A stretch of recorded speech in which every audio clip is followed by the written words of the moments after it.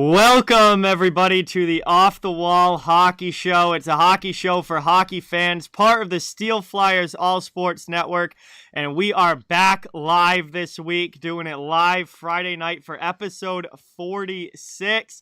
As always, I am joined here by my co-host, Steel, and we've got a whole new week of NHL action to talk about. A lot of big stuff going on this week. This was, I feel like, one of the busier weeks as far as news stuff goes in a while since the season has started. And we've had some big games, too. A lot of teams streaking right now. We've got some teams streaking very, very good and winning a lot of games in a row. And we have some other teams who are really, really struggling. So streaking the other way. Yeah, streaking the other way, not in the good way. So there's going to be... There's going to be quite a bit to talk about in this week's episode, and we have very special news as well, as the Off the Wall Hockey Show is now sponsored by Manscaped, which means you can get 20% off plus free shipping at manscaped.com using the promo code OTWH. Yeah, baby. It is so awesome to have Manscaped on board, and be sure to check that out, everybody. Manscaped.com, 20% off with OTWH and free shipping in there as well. That is just in time. Awesome. That's right. Just in time for the holidays as we get into December. Steel, can you believe it's December already? And it's not just December. It's December 3rd. Like, we're not even just at the first day. We're on the third day of December, and man... Let me just say this, okay? After the week that I've had, you guys are in store for some serious. But first of all, let me say this. Congratulations and thank you for Manscaped for giving the Steel Flyers All Sports Network a shot. You can log on to manscaped.com, type in the promo code OTWH, and get 20% off your entire order plus free shipping, all in time for Christmas. I mean, here you go, guys. This stuff takes care of what you need to take care of down there. You know what I'm saying? Look good in the boardroom and the bedroom. Take care of what you need to take care of with Manscaped. Check it out, manscaped.com.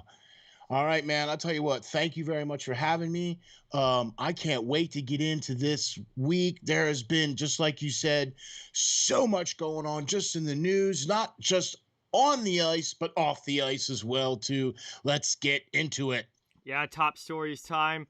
And, well, there's quite a bit, so we might as well get started right here. Steel, what do you've got top story this week for you? Okay, so we touched on this a little bit in the last show, and it came to fruition finally. Yep. Okay, and that was the Islanders. The New York Islanders finally got a pause from the NHL. They had 8 players on the COVID list compared to the Ottawa's 10 players, and the NHL stepped in and paused their 2 games, I believe, for 2 days. Yeah, they missed 2 games. Yep. They missed 2 games. I believe one was for the New York Rangers and the other one was the Philadelphia Flyers. So I imagine that those games will be made up at some point down the road. Yes. You know what I mean? But I really felt that, you know, we touched on this in the last show that, gosh, they're up to 8 players. Is the NHL going to step in? They did finally step in. But I have a caveat on this because Ottawa had to get to 10. Yeah. Right? And when you have a 23-man roster and you have 10 players on the COVID list that are unavailable, that's near half of your roster. Yep. Okay? 8 players, you know, there's pretty much enough call-ups or enough AHL guys that you could shuffle around. Right? They gave them 2 games. Right. And so this is a really kind of gray, fuzzy area. And this is why I felt this was a top story, because there's no wording in the CBA. There's no wording in any of the protocol for the NHL that says that if a team gets to a certain number of players on the protocol list, that the NHL will step in and suspend games or, whatever Mm-hmm. the case is. So I don't know, man. I kind of have a hard time with the fact that the NHL let Ottawa get to 10 players and then the Islanders they stopped it at 8. That's kind of what, you know what I mean? Yeah, no, it's a gray fuzzy area, which just like you said, and that was the whole thing that we talked about last week, was that now you have to treat every team the same, and by letting Ottawa get to 10 players, that kind of set that as the precedent. But now you step in with the Islanders before they get to that point, which I don't think they ever should have let Ottawa get to 10 Oh players. no, I agree. Yeah, I like agree 100%. my issue isn't with them, shutting the Islanders down at the point that they shut the Islanders down. I don't think they ever should have let Ottawa get to the point that Ottawa got to. See, that's why I believe that this is more of the top story because, Mm-hmm. yeah, they shouldn't have let Ottawa go to 10 because they only stopped the Islanders at 8. Yeah. Now, Ottawa, though, they did more than just 2 games. Yeah, they sat out. They missed 3. 3 And then games. they'll have Okay. to make those up. I wasn't sure. I knew it was more than 2, but I couldn't Yeah. remember if it was 3 or 4, but I knew it was more than 2. Yeah, but So, yeah. it's become a gray fuzzy area where the league is taking this now on a case by case basis for each different team and each different situation, and what that does is opens it up to just being variations like this in how they handle each individual case, which then opens you up to the criticism of not treating every team the same. Well, I mean, how could you see that? I don't even know what to say about this because if you let one team go to 10 and then the next team that starts getting into an issue Mm-hmm. and they only go to 8 and you say, all right, well, we'll give you 2 games. Well, what kind of message does that send to the rest of the league now that says, well, Ottawa had to get to 10 and then the league finally stepped in. Well, the Islanders only had to get to 8. Yeah.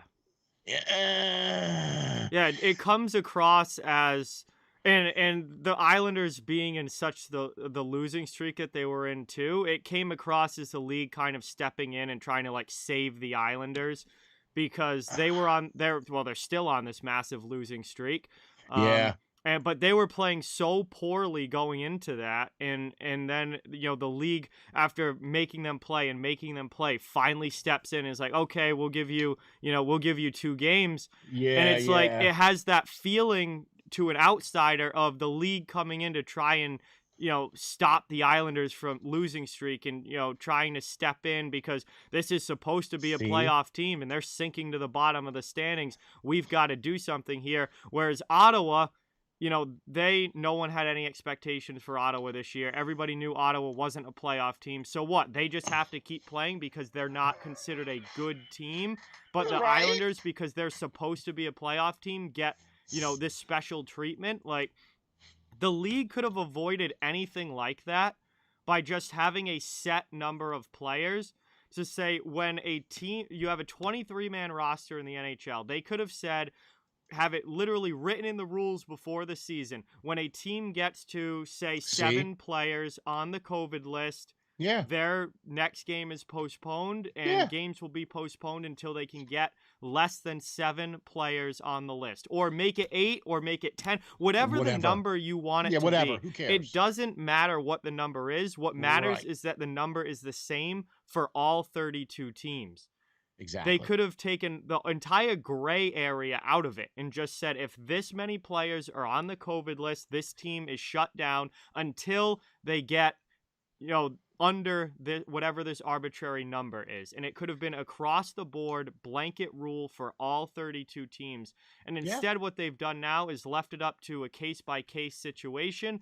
And now you've got, one team getting shut down at 10 players, another team getting shut down at 8 players. And now it looks like, hey, why'd you shut down that team at 8 if you made the other team get all the way to 10?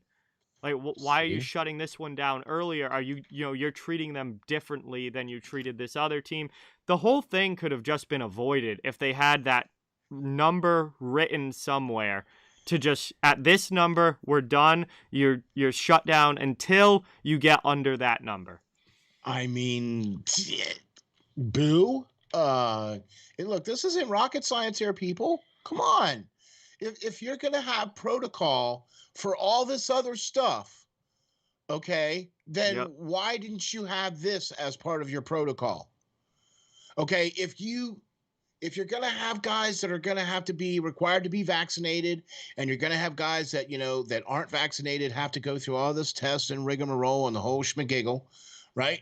Then why didn't you put this kind of language into the protocol? Yeah. Because you've already established the fact that there's going to be a COVID list. Yep. So why didn't you just establish this as part of the original protocol? I don't see. There's something missing here. Yeah, it's just I feel like they could have all been all the questions about it, all the uncertainty, all the, is this team going to get shut down? When are they going to get shut down? It all could have been avoided. It was all avoidable.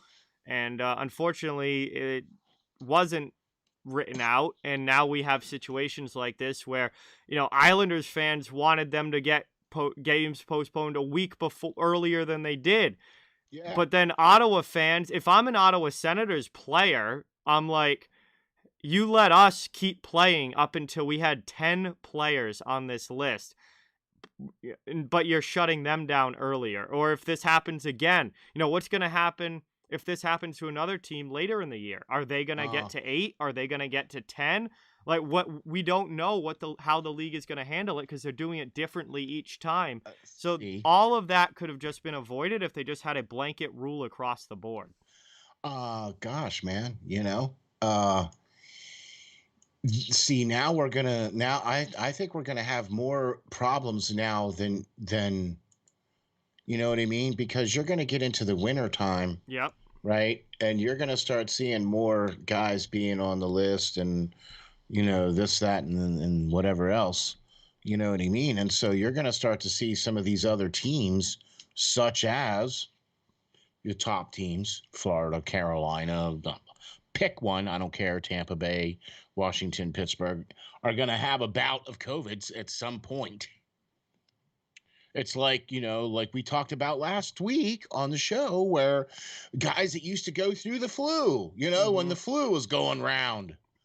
Right. And there would be a couple guys who'd be missing for a day or two. Mm-hmm. Right. And so you'd have to have some call ups and some line shuffling and whatever. Well, so they're kind of treating this the similar, except they're quarantining these guys or whatever. They're keeping them away from everybody. Yep. Which I wouldn't have a problem if they did that when somebody got the flu, because that would help prevent it spreading to the rest of the team too. Hey, what do you know? Nah, shh. Ooh, wait, hold on. That makes sense. Can't do that. But this is why I feel this just doesn't feel right to me, John. This kind of is another bad spot here, I think, on the league. You know what I mean? From not handling this in a correct way, to where you made a standard for one team and then you completely broke that standard for another team. Yeah, and that was something that I wanted, was hoping that the league would avoid, and that was one of, I remember back to not this NFL season but last NFL season, there was a lot of criticism about them treating the top tier playoff teams differently than the teams that weren't going to make the playoffs. Like when I know Denver had to play a game literally without a quarterback. Denver did not have a quarterback for one of their games last year, and the NFL made them play with a practice squad wide receiver as their quarterback. Yet the Baltimore Ravens were going to be without Lamar for a game, and they got their game postponed till later so that Lamar could come back. And postponed, and he still didn't even come back for the game. And he still didn't even come back, but they kept trying to push it so Lamar could come back. So they were treating the Ravens as a playoff team with a MVP candidate quarterback differently than they were treating the Denver Broncos, who were not a playoff team. Yes. And that was one of my biggest criticisms, was that you can't treat teams differently based on whether they're good or not. You have to treat your entire league the same. And now we're in a situation where Ottawa got treated differently than the Islanders. And I just think it looks bad for the league. You could have avoided that with a more blanket rule or an approach. And, NFL, it's hard because it's a 53-man roster and it can affect, maybe it's only on the defense, not the offense. Maybe it's, only in the quarterback room, but not affecting any of the other positions. In the NHL, it's a much smaller roster and everybody's together. Like it's 23, much longer, 23 men and everybody's all together. It's not like defense is separated from offense at practice or, you don't have it compartmentalized like that. So exactly. They could have just set a blanket number, 7, 8, 10, whatever number they wanted to choose.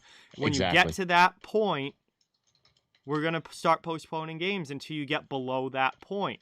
And, it just now they have two different numbers. Ottawa, it was 10. New York, it was 8. Now, what's the standard? If this happens again, if this happens to the Washington Capitals, who are, near the tied, I think, or 1 point back at the top of the league, like right at the top of the league, Washington. If this happens to Washington, let's say they have 5 guys go on the COVID list and they lose their next 2 games. Are they going to quick trigger, shut down Washington because, we have a top team losing? We have a top team losing with 5 guys on the COVID list. We better shut them down.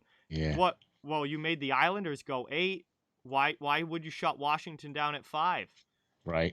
That's a situation that could have been avoided that they've now put themselves in where they're going to have to deal with. What happens later in the year? What if a team like Arizona, who is nowhere near playoff contention, starts having guys go out? Are they just going to make them keep playing the way that they made Ottawa keep playing because they're not a playoff team and the league doesn't really care? Or, are they going to treat Washington different than Arizona, the way that they treated the Islanders different than the Senators? See, all I had to do was just light the match, right? It's an avoidable situation that the league should not have put themselves in. I agree, 100%. Why would you forcibly put yourself into this situation where you would just have to answer to this on a regular basis? Now you have to. So now I guess the standard is going to be 8, right? And so I too am going to be interested to see if Washington or Carolina or Florida or Tampa Bay or any one of the top teams out there start dropping guys and then start dropping games. Yeah. Right. See, now this is the other thing too that makes this completely unfair, where let's say just arbitrarily, let's say Florida has 5 guys that go down on the list, but they have enough talent and enough depth that they have their call-ups come in and they're still able to win some games. Yeah. Right? But they still have 5, 6 guys on the list. You see what I mean? Mm-hmm. Or maybe they go to 8. Yeah, they're then still what? able to win games. Let's say they go to 8. Florida goes to 8 guys on the list, but they're still able to win games. Right? Then what? Now what do? Now you're stuck. Now you have to shut them down now because they're at 8 guys. Right? Mm-hmm. So now what? You've opened such a Pandora's box by not following your first protocol with Ottawa. Mm-hmm. Because now it seems like every team is going to get treated differently. And that's basically how it's going to be. They're all going to be treated differently. Yep. Because they have been already. Yep. We've seen it. From one team to the next, we've seen them treated differently. So, okay. I don't know. So, John, we just spent the first 20 minutes talking about this one. Yeah, and it didn't help the break didn't even help the Islanders because they lost their first game back.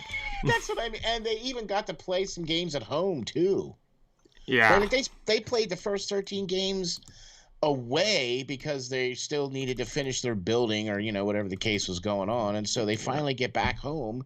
Then they're on the COVID list. They got people out on the COVID list. And they get to play some games at home and they still can't even win. And then they come back from the COVID list and they lose again, So it's like, All right. John, what's your top story? The Montreal Canadiens cleaning out the front office. Oh boy, they got the broom. Mark Bergevin fired, Trevor Timmins fired, Paul Wilson fired, just cleaned out the front office.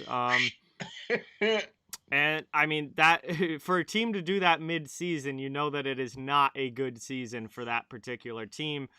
And it's pretty interesting, you know, after going to the Stanley Cup Finals last year, they wipe their entire front office clean, you know, not even about a quarter of the way into the next season.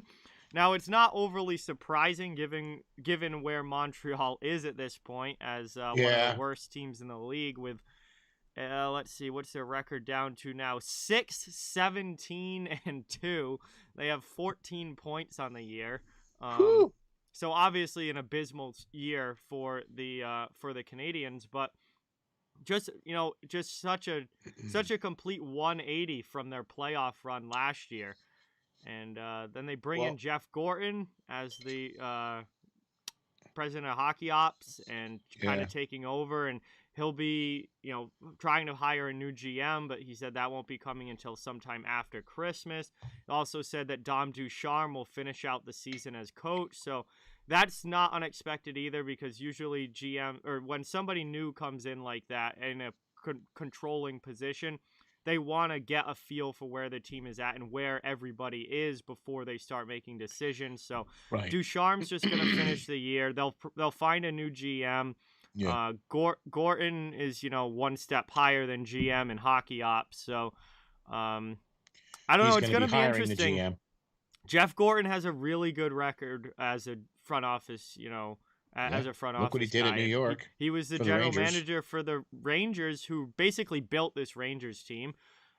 Chris Drury obviously made a few moves after taking over last year, or towards the end of last year. And then Drury had this whole offseason. But a lot of this Rangers team, Jeff Gorton is responsible for, and he built a very good Rangers team, as we're seeing this year. Agreed. So, it's going to be fun to see what he can do with Montreal. They're not in a great spot right now. I think they have a lot of overpaid players. They're a team that is spending right up to the cap. They're actually, if it wasn't for LTIR, they'd be well over the cap. Yeah. But injured reserve is helping them with that. But, this is a team that's spending money, and they're 6-17-2. They got a lot of overpaid players. They got a lot of issues on their roster. They've also got a lot of older guys that have, become problems on their roster from a contractual standpoint. So it's going to be really interesting to see what Jeff Gorton does here. But Montreal obviously going in a completely different direction now. They also have some missing guys there too. Not just missing guys. We're talking about significant pieces of what got them to the playoffs the last 2 years.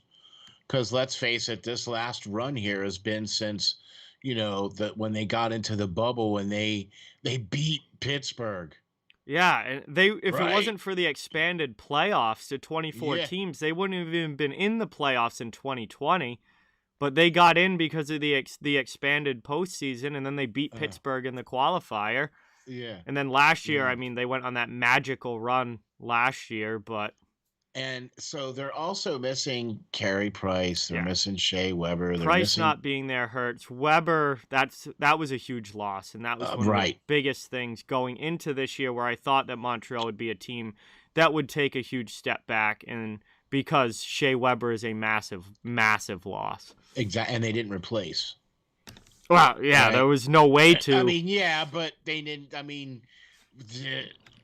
You can't replace somebody like that. But they didn't even try to get somebody to. No, I think the closest thing they would have been able to do was maybe go after Dougie Hamilton in free agency. He was the top free agent D-man, but there was. Didn't they get him, and isn't he out? No, Hamilton's in New Jersey. Hamilton's in New Jersey. Okay. But they were pining for him, though. Well, that's the only defenseman I can think of that was on the free agent market that could remotely replace Shea Weber's spot on that roster. And they didn't get him. New Jersey did. So Yeah, you lose. Losing Weber was massive for this Big team. time. And I also think losing Price. Oh, Because, absolutely. look, I'm not taking anything away from Allen, but all right, I guess I am.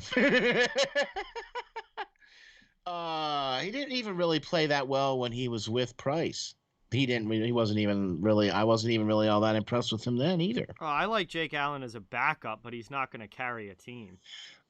That's what I was trying to say, because when Carey Price missed a lot of time, he was filling in, but he didn't really look that well. He's much better as a backup than as a frontline first starting goaltender. Yeah, Jake Allen's not going to carry a team. Exactly.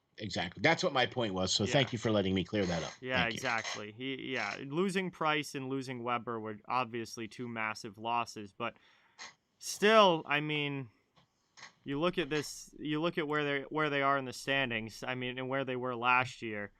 And I mean, last year it wasn't even a good regular season for them last season. No. They were a mediocre team in the regular season. They were the last team to get into a playoff spot. And if it wouldn't have been for the fact that they were playing in the North, all Canadian teams, they would have never even have made the playoffs if they were in the regular divisions last year in the shortened season and whatever. They wouldn't even have made it to the playoffs. They didn't have enough points. So they really had a magical run last year. And so when the biggest of your engine and your tires fall off, it's tough to just kind of, push a empty shell of a body down the road. And then they got rid of Koken and Yemi, right? Yeah, they let him. Well, I still think letting him go is the right choice, but I agree to a point, because I really think that those three, with Suzuki and Caulfield, that they would have been a good. I think. Oh, that would have been a good core. Oh, we haven't even. Caulfield hasn't even. I mean, he got sent down. He's really struggled. Kotkaniemi only has 8 points this year. I agree. I'm not paying $6 million for 8 points. I'm with you. Okay, I'm with you. I don't think, and that's what maybe that's what the deal was, and they didn't offer him enough money, because we all know that Carolina doesn't pay big money for anybody. I mean, it was either match the $6 million for this year or let him go, and I will continue to say that letting him go is the right choice. I'm not going to fault Bergevin on that. I'm not paying $6 million for a guy that has 8 points in 22 games. Okay, I'll agree with that. Yeah, I don't think that was Bergevin's. I don't think Bergevin made the wrong decision there. Now, some other stuff that Bergevin has done definitely has not exactly worked out, but at the same time, he went for it. Like he wasn't a passive GM. He wasn't sitting back and just waiting. He went for it, and I think he deserves some credit for at least making some moves, trying to shake things up, trying to do something with Montreal. Because, this is a team that for all the storied history that the Canadiens have, they really haven't been overly successful the last 15 or so years. They've had some good seasons. They've had a couple of playoff runs, but their only time back in the Stanley Cup Finals was this last year. That's their only time in the since 93, the last time they won, that they had gone to a Stanley Cup Finals. So I think Bergevin deserves some credit for at least, trying to make this team something. And 2 years in a row making it to the playoffs. Yeah, but at the end of the day, expanded or not, at the end of the day, they missed the playoffs 3 out of the last 6 years. Yeah. The only time they made it past the first round was this past year when they went to the finals. And at the end of the day, this past year, what they did in the 2021 playoffs was the exception, not the rule. That's not a realistic representation of where this team was at. I don't think this year is an exact representation either. I think they should be better than 6-17, but I don't think they're a cup team either. I think they're more of one of those middle of the road 500 type teams. Yeah. And again, 3 out of the last 6 years, they didn't make the playoffs at all. Last year, they went on this crazy Cinderella run, but again, that was the exception, not the rule. The year before, they won a qualifier, but then they lost the round after. First round. They lost in the first round against the Rangers. God, that had to be like either 2017 or 2018 now. I don't remember the year off the top of my head, but they haven't been on any deep runs other than last year, which again was kind of that fluke Cinderella run. So I'm not surprised, especially with how bad they started this year. And I really like the Jeff Gorton hire. I love that hire. I think he's gonna be a great guy to take over that hockey operations and try and do with this team something like he did with the Rangers. Well, I guess we're gonna find out, huh? We are definitely gonna find out, right? Because he's gonna evaluate the end of this season, and then he'll either hire a new coach or whatever the case is. And quite frankly, I think it's time for Montreal to just, I mean, how do you say? I don't want to say rebuild, but retool I think there'll be big sellers at the deadline this year. Yeah, that's what I mean. Like, I think there's going to be a lot of guys that are going to be moved so they can create some space because they need it. Yeah, I think guys like Cole Caulfield, Nick Suzuki, Jake Evans, like those are going to be the core pieces that they stick with. And then the older pieces, anybody that they can trade at the deadline that's, 30 plus, like those are guys are going to be expendable, and they're going to be looking to move those guys, I would imagine. Yep, they're going to be looking for pieces. That's for sure. You know what I mean? So can't disagree with you on that. And I, too, like the Gorton move as well, because I thought he did a great job in New York, and I was really shocked when that whole thing went down with New York. Last year. That was interesting, to say the least, but... See, now Gorton basically like stripped down and built the Rangers back up in like 3 years.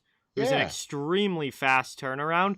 He will be hailed as a hero in Montreal if he can strip this roster down to its core pieces and rebuild it in 3 years and get them back to being a contending team by like 2025 or 2024, 2025, something like that.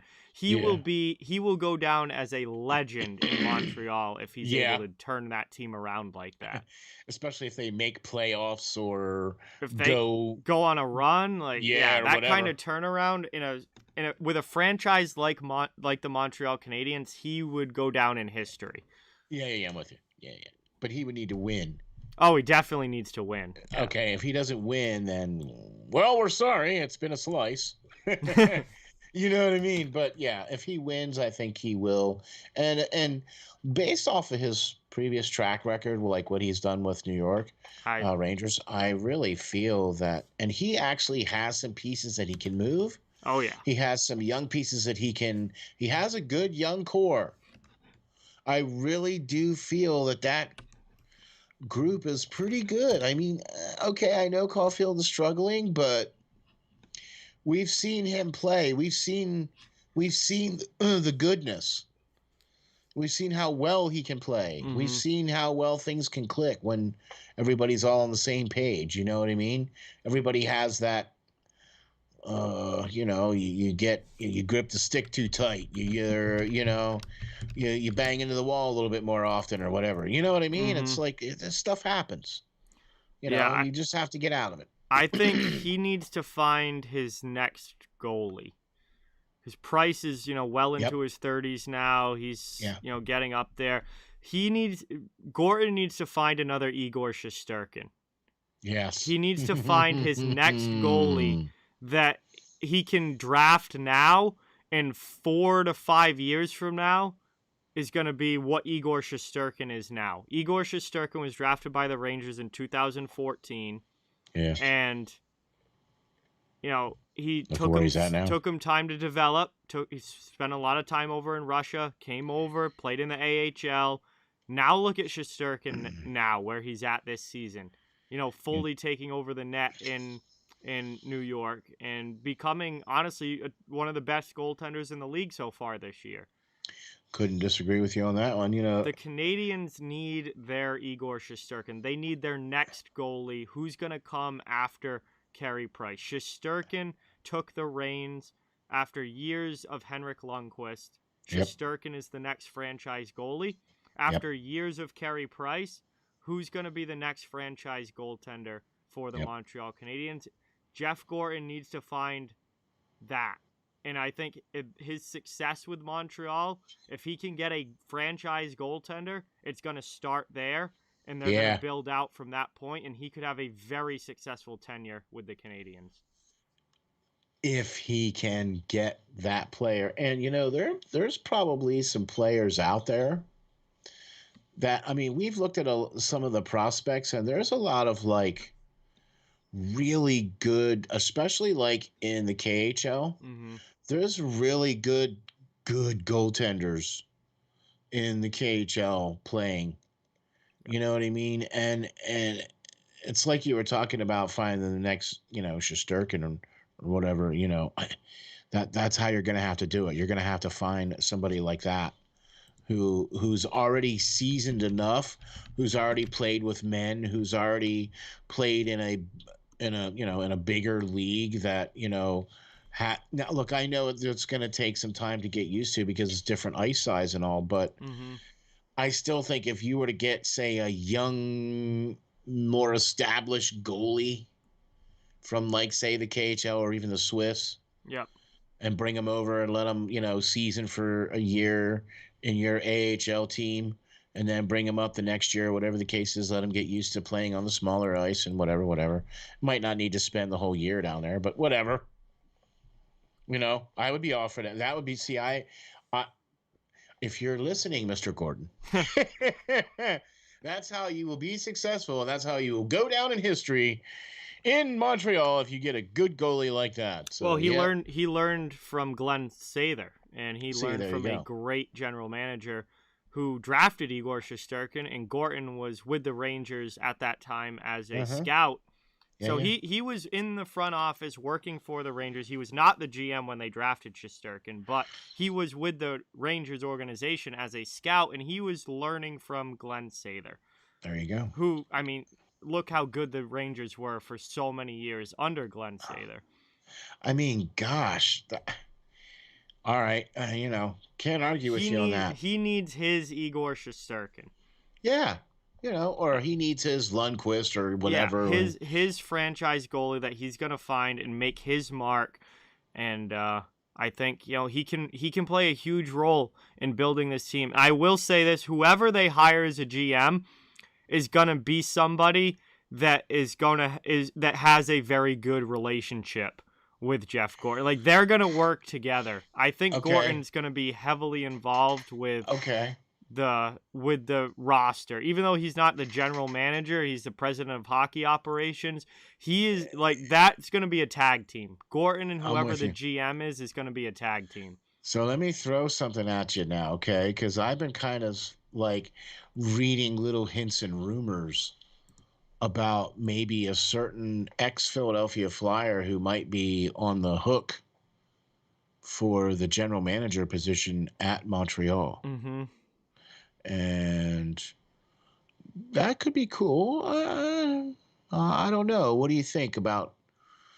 I mean, have you seen anything that I'm talking about, with a certain ex-Philadelphia Flyer who has been rumored to be the front runner for the general manager position? Yeah, a lot of former players are coming up as names in this GM search. None of them have GM experience, which I find pretty interesting, which again makes me think that Gorton is going to be very heavily involved, because if they do go with someone who's never been a GM before, I think they're going to go right under Jeff Gorton's wing.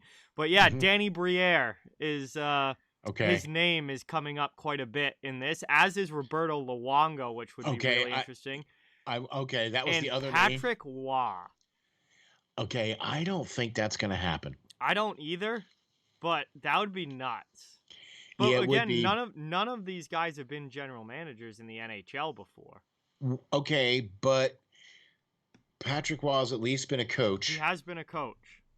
So, and What's Danny Briere up to these days? okay, so he's been part of like player development. Okay, so see, he's on Um, that track then. yes, He's on that track to eventually yes, be in a front office. Yeah. yes. Okay. He actually, I'm looking him up right now. He runs the day-to-day operations of the Maine Mariners in the ECHL. Okay, So yep. he is. I mean, he Well, is he's a on. part owner of it or something. Yeah, he is running the Maine Mariners in the ECHL. Mm-hmm. So he is currently running a hockey team. So Yeah. he is on. He is on path to be a general manager in Yep. the NHL at some point. Yes. Yep. And Yep. I Yep. believe Roberto Luongo has taken on Another partnership with. managerial roles like that too. Well, didn't they offer him that when he retired? Like right away? Didn't they offer him that right away when he retired? Let me check A here. position like in the front office or whatever, like right away when he retired? So yeah, he's the assistant general manager for Hockey Canada.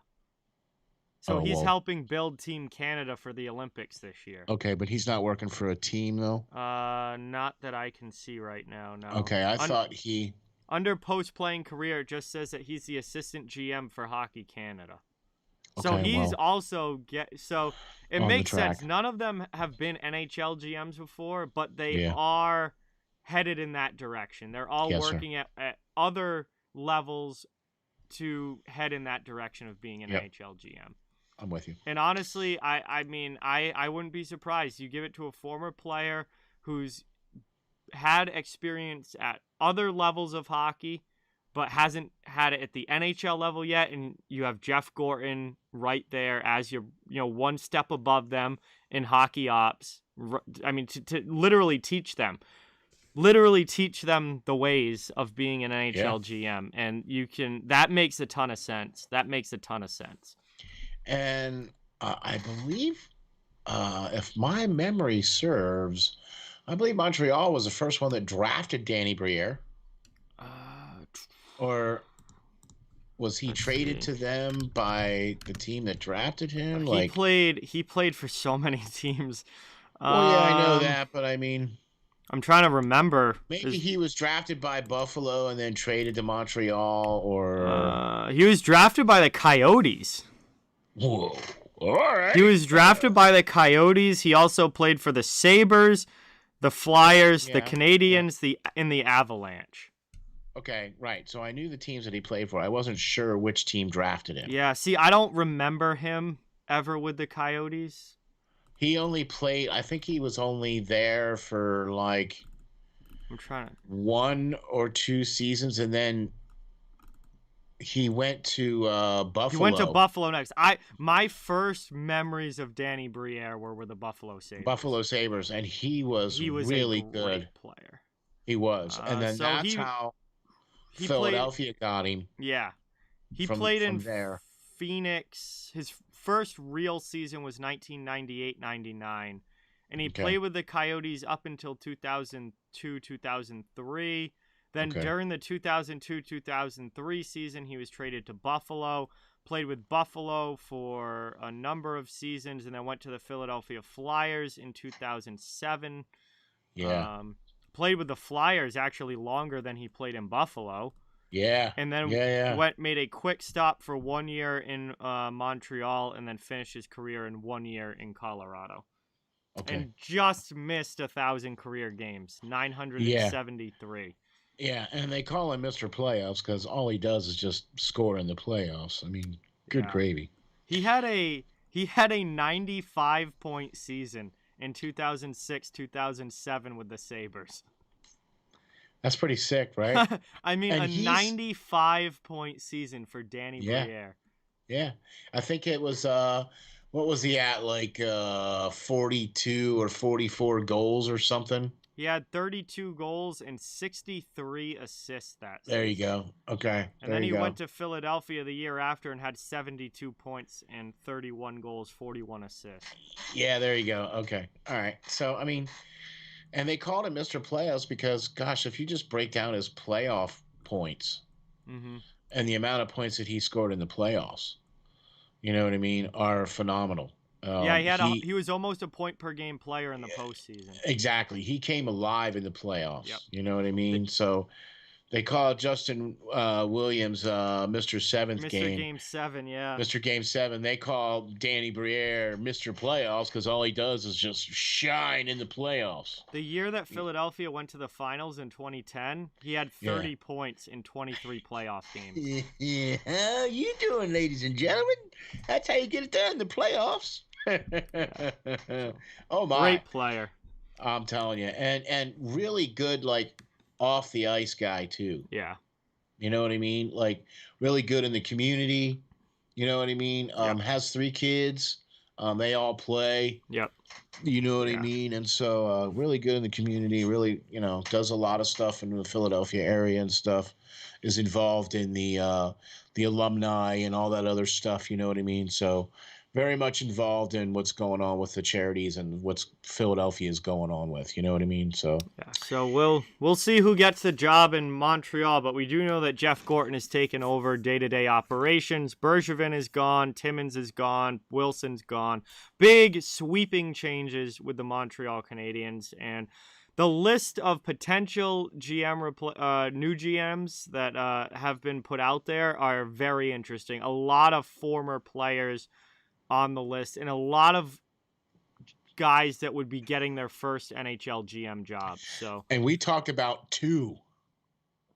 Yeah. Like we only talked about 2 guys. Yeah. Luongo and Danny Luongo's Briere. on the list. Briere's on the list. Patrick Waugh's on the list. And there's more than that. I mean, it's going to be really interesting to see what the Canadiens do here. And that next general manager with Gorton, you know what I mean? That if they do things the right way, boy, I'll tell you. I think it's a good situation because you have a really good guy above you who knows what he's doing and a great guy to learn from. It's a good situation for a first-time GM, in my opinion. Which is why I think they're doing that. Yeah, you know what and I mean? I don't think they would do that if they didn't have Jeff Gorton in the position that they have. That's what I mean. Yeah. If they didn't have somebody like him in that position, I think you'd be looking for a more experienced general manager here. I agree. Somebody who knows what they're doing and can kind of do it on their own. Yeah, but because you have Gorton there, I think you can Yeah. take on somebody younger like this and give them that opportunity. Exactly, and I'm all for that. I'm all for getting the next generation of general managers and stuff like that, which is like you're seeing like right around the 8. It's kind of been throughout the entire history of the NHL where ex-players become coaches. Oh yeah, that's become throughout league history. General managers become scouts, become coaching, scouts, front office, player development, all exactly. Ex-players get jobs with teams. All like that's a huge thing in hockey and has been forever. Exactly. But it's weird for me because I'm getting to an age where players that I like vividly remember are like now becoming head coaches and becoming general managers. Like when I was younger, like you knew the player's name, you had heard of them, maybe you saw them like at the end of their career. Like when Wayne Gretzky was coaching the Arizona Coyotes or Phoenix Coyotes back then, like I knew who Wayne Gretzky was, but he retired when I was 3 years old. Like I didn't really remember Wayne Gretzky. So you never got to see him play on TV. Yeah, I never really got to see Wayne Gretzky other than just, highlights and stuff. But like he was coaching the Coyotes. But now like I vividly remember Danny Briere. I vividly remember Roberto Luongo, and like these guys are getting consideration for general manager jobs now. Exactly. It's you know what like, I mean? Wow. I've been around a while. Andrew Brunette is now coaching the Florida Panthers. It's like I remember Andrew Brunette playing for the Minnesota Wild, and now he's coaching. It's just Chris Kelly. Chris Kelly's an assistant coach now with the Boston Bruins. It's like I watched him play in the Stanley Cup Finals, and now he's coaching. It's just it's wild to see these guys now move up the ladder in their post-playing careers really get good jobs in the NHL and a coaching or managerial position. I mean, guys like that for me are like Ron Hextall. Yep.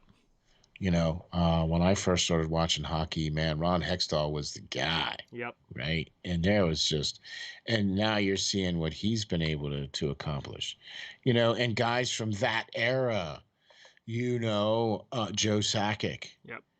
Look what he's done. Joe Sakic was literally my favorite player when I was a little kid was Joe Sakic. I still have his poster hanging on my bedroom wall. Okay, right? And how about the Iceman, Stevie Y? Stevie Y. I remember watching him, when he was with the Red Wings in the early 2000s. Dude, I just remember watching him like this. Yep. I could not believe the sick moves that this guy could do. I just couldn't believe it. I was like, wow. And then all the cups that they won. It was like, all right. Yeah, okay. Scotty Bowman and Stevie Y and that team, holy moly. Come on. Now you're seeing those guys, right? Stevie Y has built Tampa Bay. Now he's building Detroit. Building Detroit, right? I'm with you, man. Seeing guys that, when we were kids, wow, look at, and now they're general managers and, they're. Yeah. And now guys that I watched in high school are general managers and stuff. Yeah. It's like, what? It's one thing, Sakic I was a little kid when I was watching Joe Sakic, but now Danny Briere, I was literally still watching play when I was in high school. And now he's a candidate for a GM position. I'm telling you. One thing I think we need to also touch on here too, and I think based off of the two remaining top stories that we have and the amount of time that we have here, there's something here that I think we should probably touch on. Oh yeah. That just happened here not too long ago, and that was the agreement to sell part of the Pittsburgh Penguins. Yeah. The majority stake of the Pittsburgh Penguins. Yeah, has been sold to a group.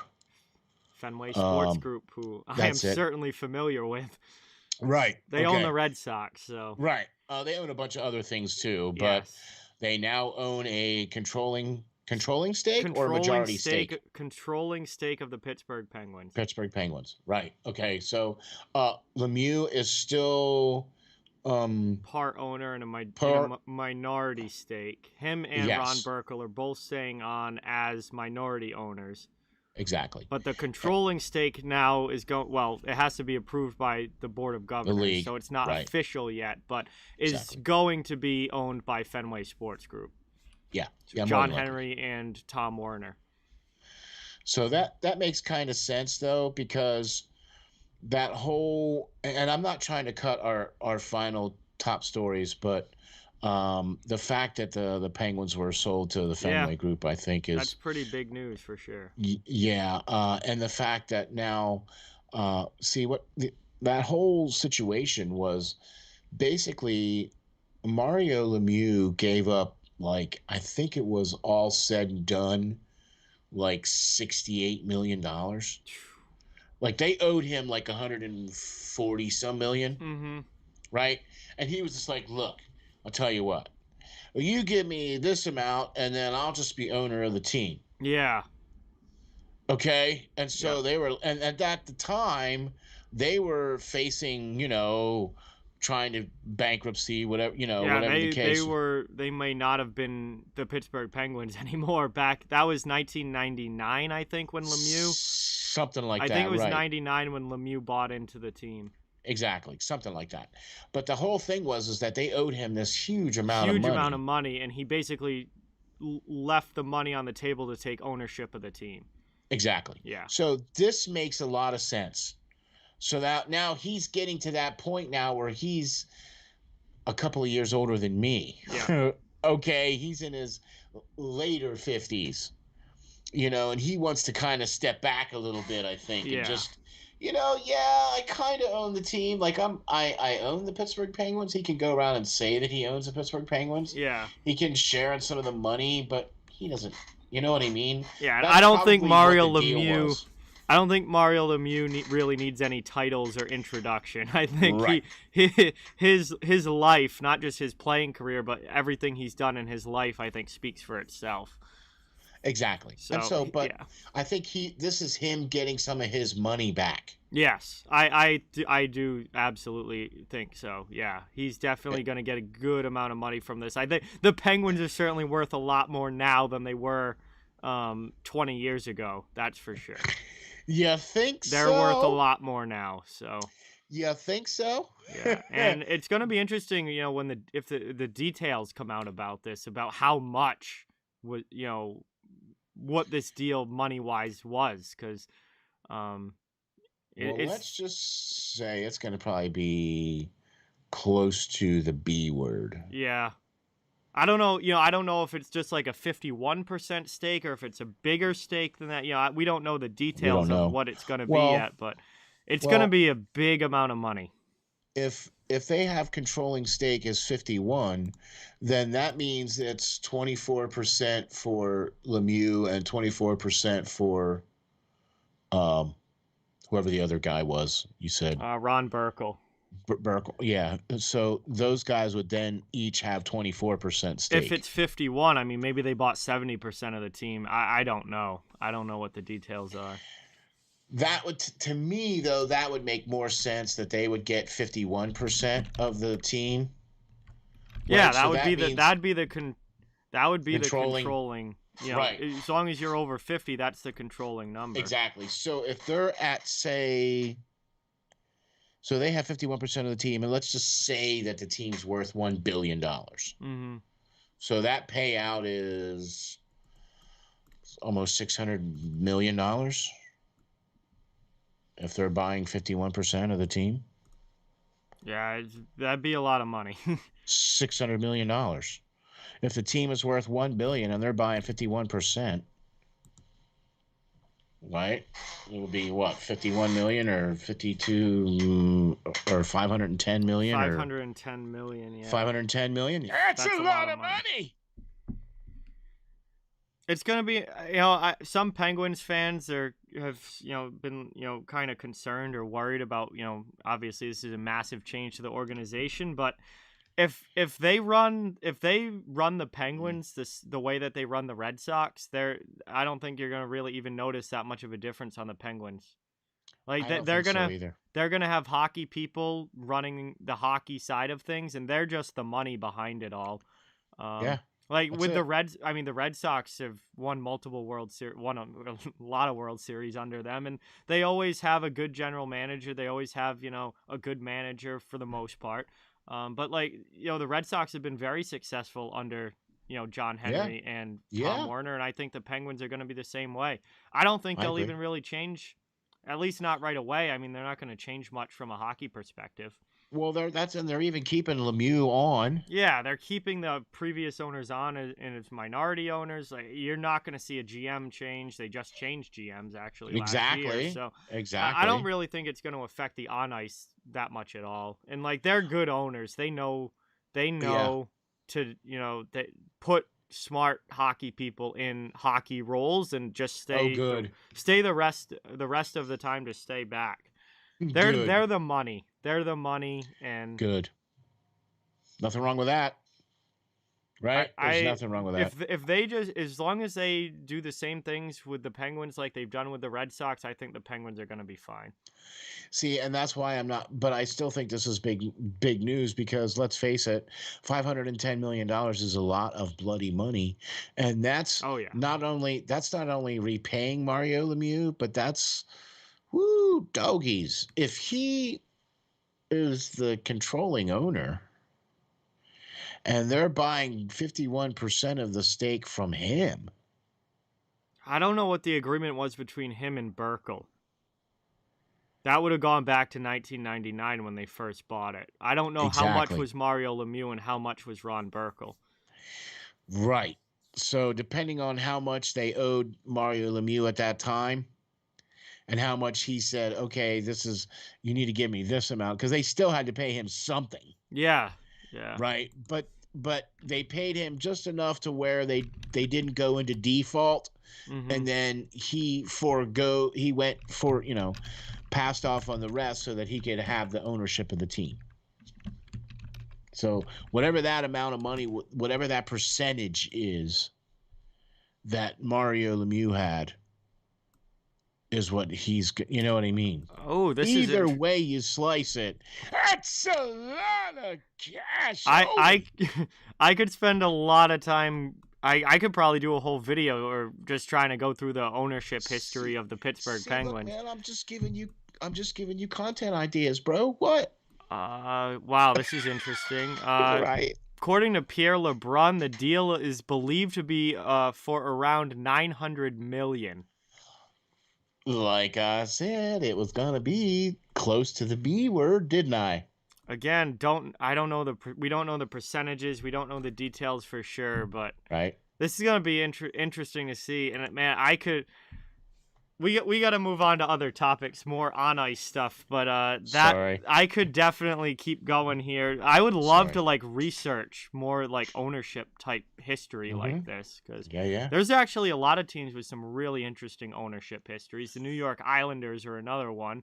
Yeah. The Atlanta Especially Thrashers. Family owned. The Atlanta Thrashers and everything that happened there with them, leaving Atlanta and going to Winnipeg, and that would be a really cool thing to look at more deeply too. I'm with you, man. You know what? If you do that, we should do a nostalgic look back, and we should bring in the great prognosticator. Yeah. The great Pearl of Wisdom to do one of those would be a great show. I think that would be a great show. We should do that. Yeah, it'd be a lot of fun. Okay. So speaking of a lot of fun, we covered a lot of stuff here in our first hour, but I think we need to get into some fun. What do you think? Absolutely. Good deal.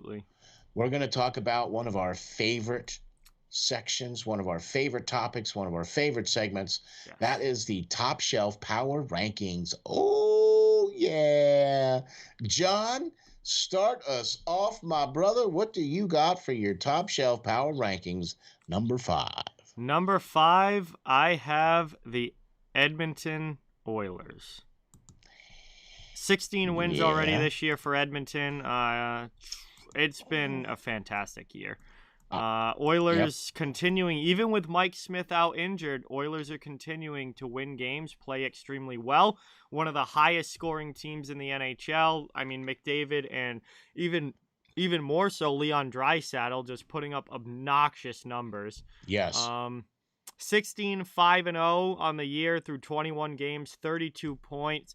They're second in the Pacific Division. However, there's a caveat to that. They've played 2 less games than the division leader, and they're only 1 point behind. So when the games even out, they're probably the division leader. But either way, Edmonton is right there near the top of the Western Conference. Absolutely one of the best teams in the league this year, and I got them in at number 5. Man, I really went back and forth on this one. Okay. This was really, really, really hard. And I usually try to put the differentials first, but they had one more point. Okay. As far as total points are concerned. I know that Edmonton has 2 less games. I get it. But I was just trying to give Minnesota a little love, because I've been giving Edmonton a lot of love on the power rankings, and I'm not taking anything away. I could interchange Edmonton in here, but my 5th team is Minnesota. Yeah. They're number 6 for me. I see. You know what I mean? Well, they're all so close. I mean, they're right. Literally Calgary 33 points, Minnesota 33 points, Edmonton 32, the Rangers 31, Carolina 31. They're all right on top of each other. So, hey, pick one. You just got to pick one and ride with it. Right. So I picked Minnesota for this round. I've been giving Edmonton a lot of love, and I'm still very, very impressed with Edmonton. The fact that they still have not lost in overtime. You know what I mean? And they are 16-5, and that to me is just impressive all day. I really like what Edmonton's done there, especially without Smith.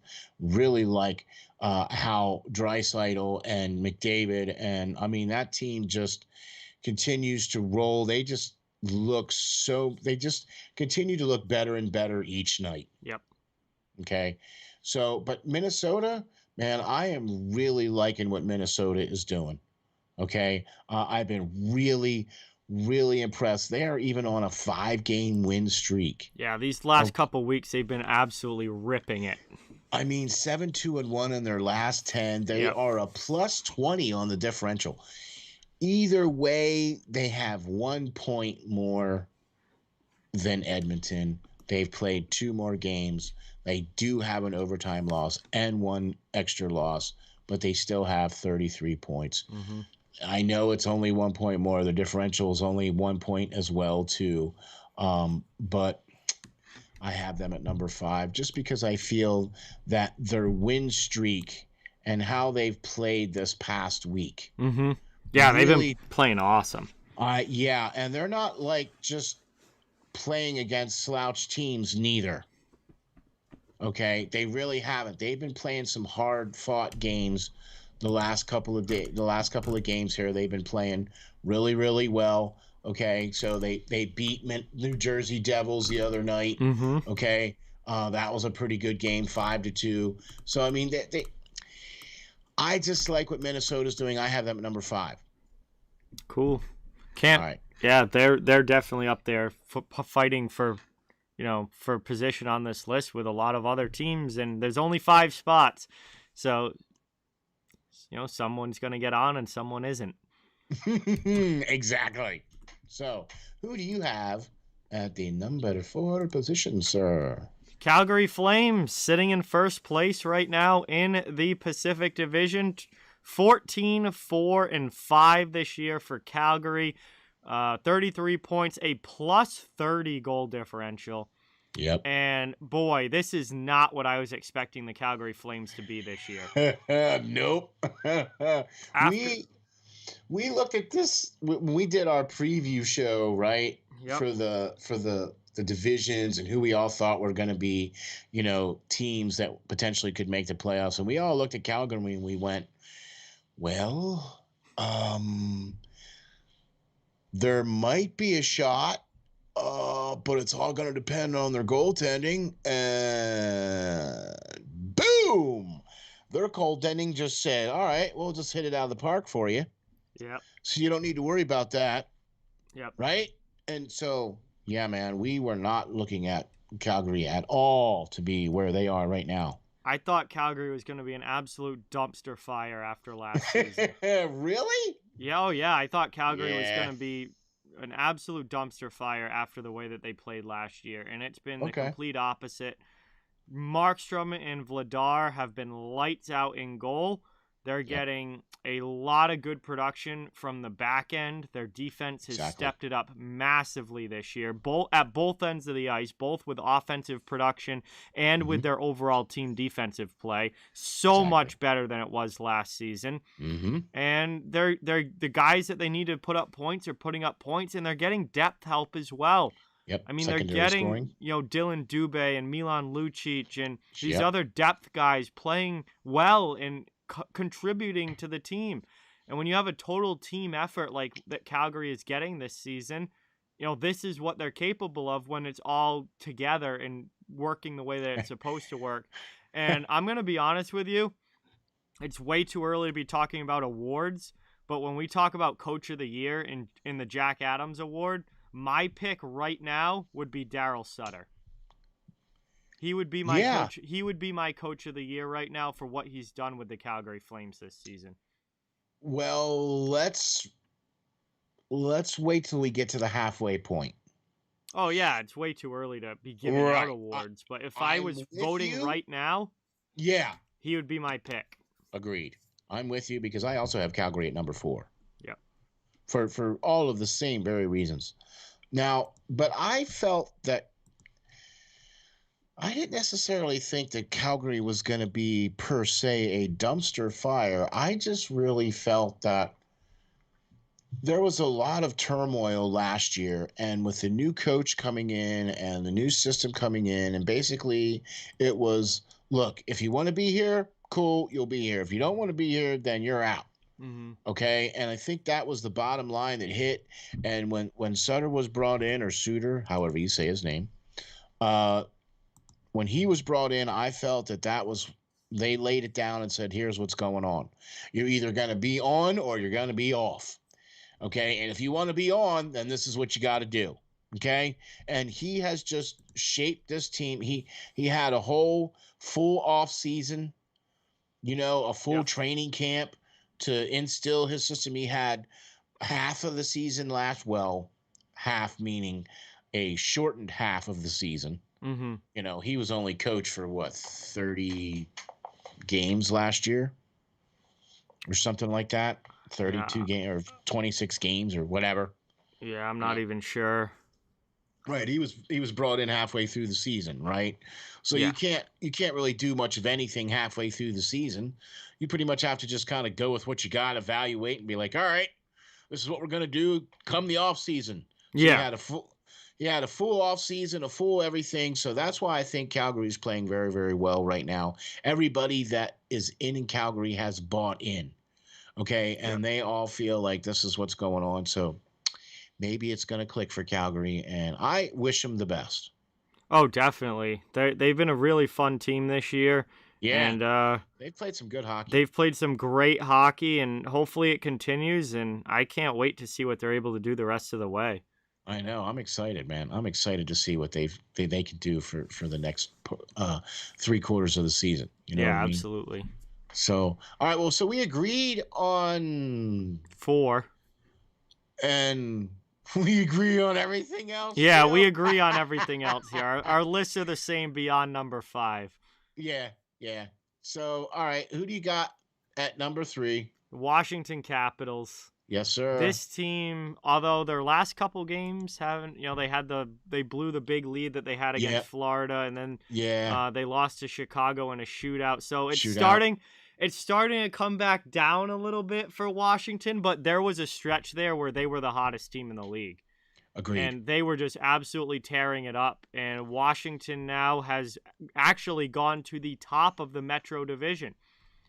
They have gone all the way to first place in the Metro right now, 14-4-6 on the year, 34 points in 24 games, a plus 24 goal differential. And up until this little slide recently, they were absolutely on fire. So I got Washington in at number 3. This was a team that I thought was probably going to take a step back this year, and that has not happened at all. Alexander Ovechkin is playing as good as he has in the past decade.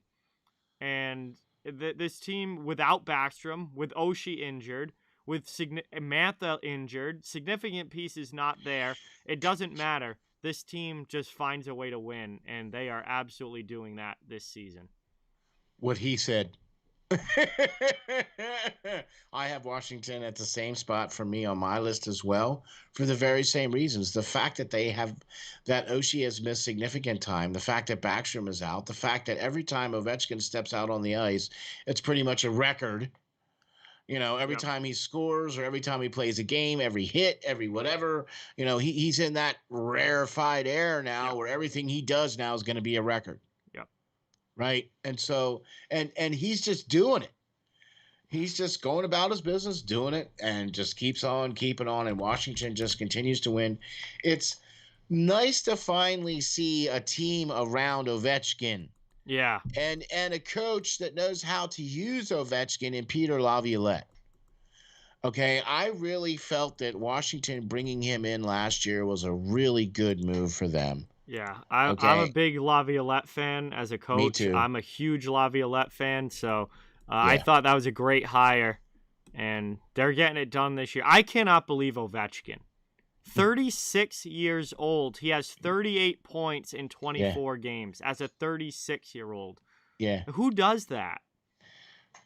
And he doesn't even look like he's slowing down. No, he has 19 goals already this season.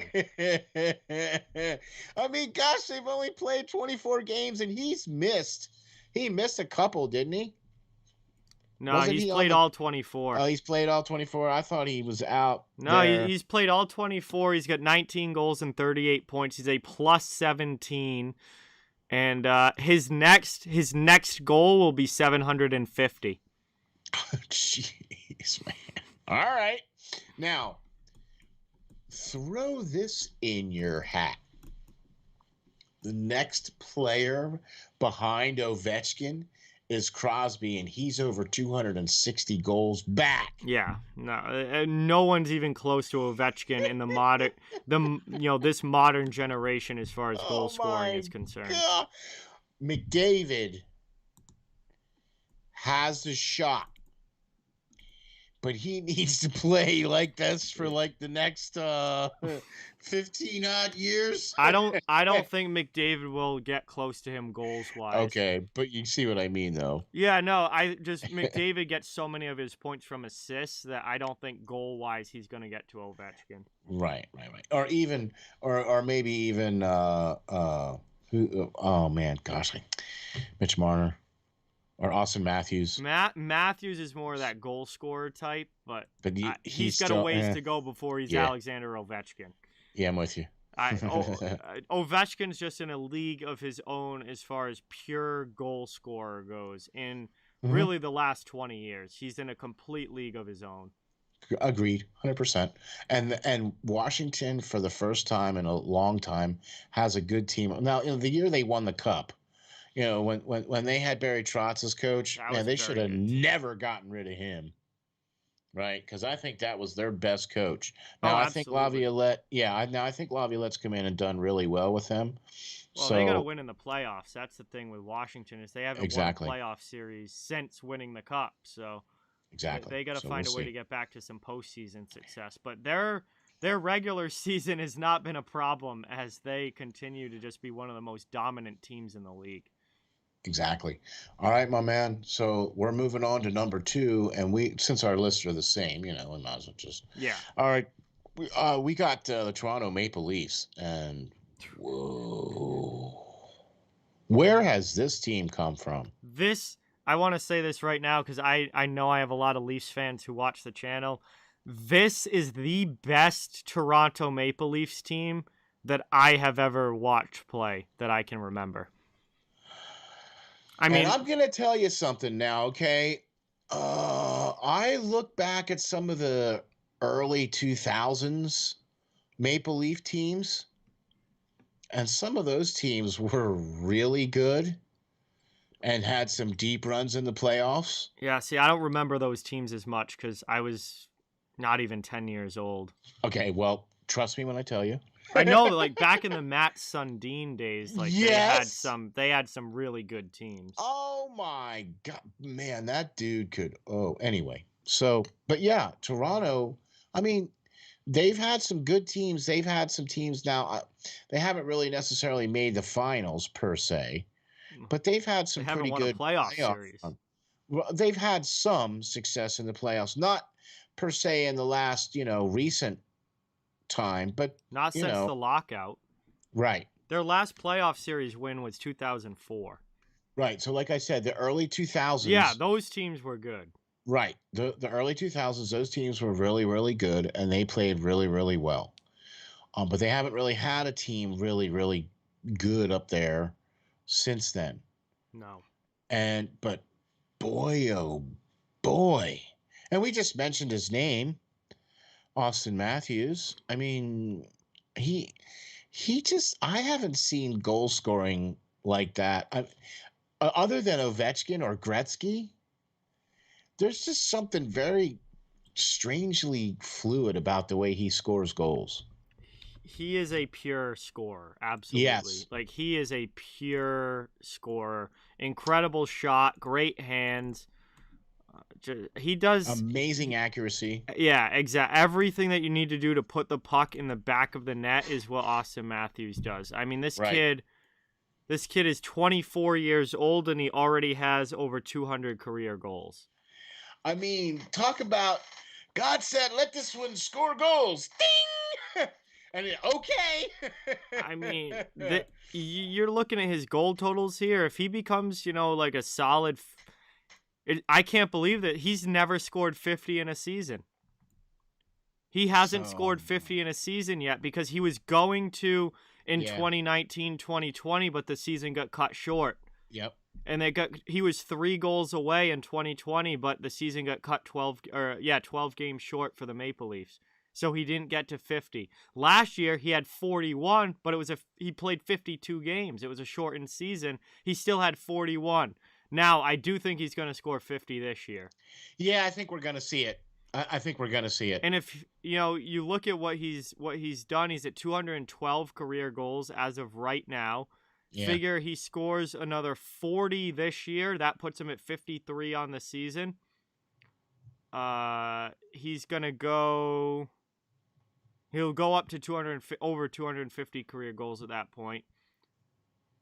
He'll have a push for maybe 800 in his career if he can be a 50 goal scorer through his prime.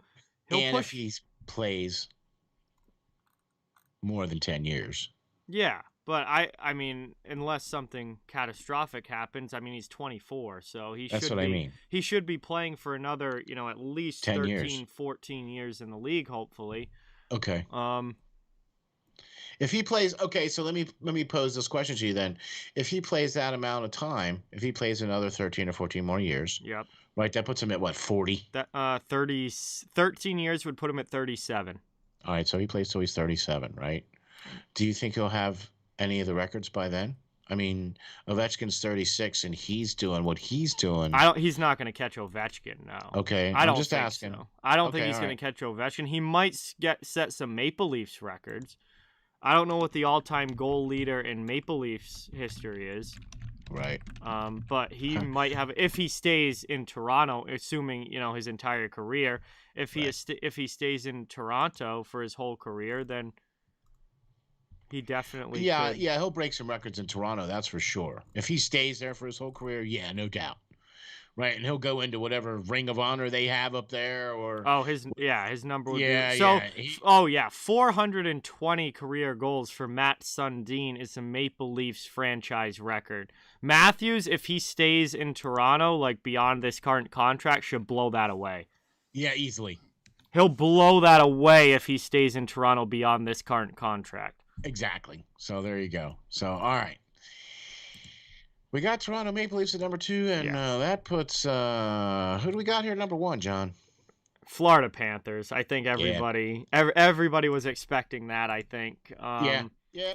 Most points in the league, which is actually tied with Toronto at 35.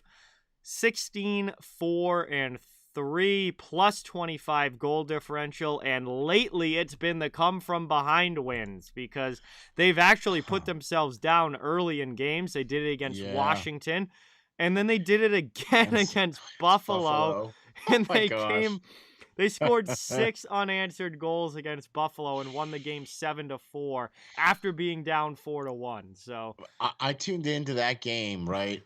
And it was like one of the most boringest first periods I've ever seen. Oh, Buffalo scored, I think, the first 3 goals of the game. Okay. Until we get to like halfway through the first period, right? Then it was Buffalo. It was like, whoa. Yeah. And they only had like 11 shots on goal. Yeah. And scored 3 goals. I was like, whoa, this can't be right. This isn't good. This isn't good, right? What's We're not even at the end of the first period, and it's already 3-0. Yeah. So I was like, all right, what's going on? So I actually this was one of the games I actually was watching. I was like, oh my gosh, I can't believe it. I was like, all right, now I understand who they are playing. Yeah. That makes complete sense because, boy, Buffalo looked really good scoring all those goals. But when they were pressed, man, they just broke down. There was just nothing there. There's not much there, and they can't keep the puck out of their net. Buffalo is giving up so many goals right now. Man. Yeah. When you score that many against Florida, and then Florida turns around and goes, oh, yeah? Watch this. Watch this. Here, hold my beer. Yeah, exactly. And just rack up 6 unanswered. That was the thing. 6 unanswered goals. Like, just said, what? Yeah, okay. You don't see that very often. Exactly. You don't So see that. Florida is impressive. They're doing it in all facets. Look, they even chased Bob out of the net, right? He had 4 goals on 12 shots, Yeah. right? And they chased Bob. And Spencer Knight came in, and Spencer Knight will Yeah. actually get the win. Exactly. Knight will get the win for that game. So how's that for you? You get chased after 4. You give up 4 goals on 12 shots, and you get chased. Your backup comes in, and your team comes out and then proceeds to score 6 unanswered goals. Where was that at the beginning of the game, guys? The Florida Panthers have scored 89 goals this season. They've played 23 games. Oh my gosh! Hey, easy math, folks. That's 4.89 goals a game. I mean, the offense here is unreal. So yeah. I think it's really tight right now between Florida and Toronto. They both have 35 points. They're both playing really good right now. Yeah. So I went ahead and I kind of looked at when Florida and Toronto play each other, because I think that could be a game for like. Wait, no. Oh, you can't do that. That's not fair. Oh, I have it. It's actually really unfortunate. They don't play until March. Oh, okay. Florida and Toronto don't play until March 27th. Oh, there's literally 0 games between these two teams until the end of March. And then they play March 27th again on April 5th, and then at the end of the year on April 23rd. Okay. Oh, man. So we don't even get a good, I wish they were playing, this coming week. Yeah. Nope. Imagine, that'd be the 2 best teams in the league, points-wise, going against each other in December this coming week. But they don't play until March. Well.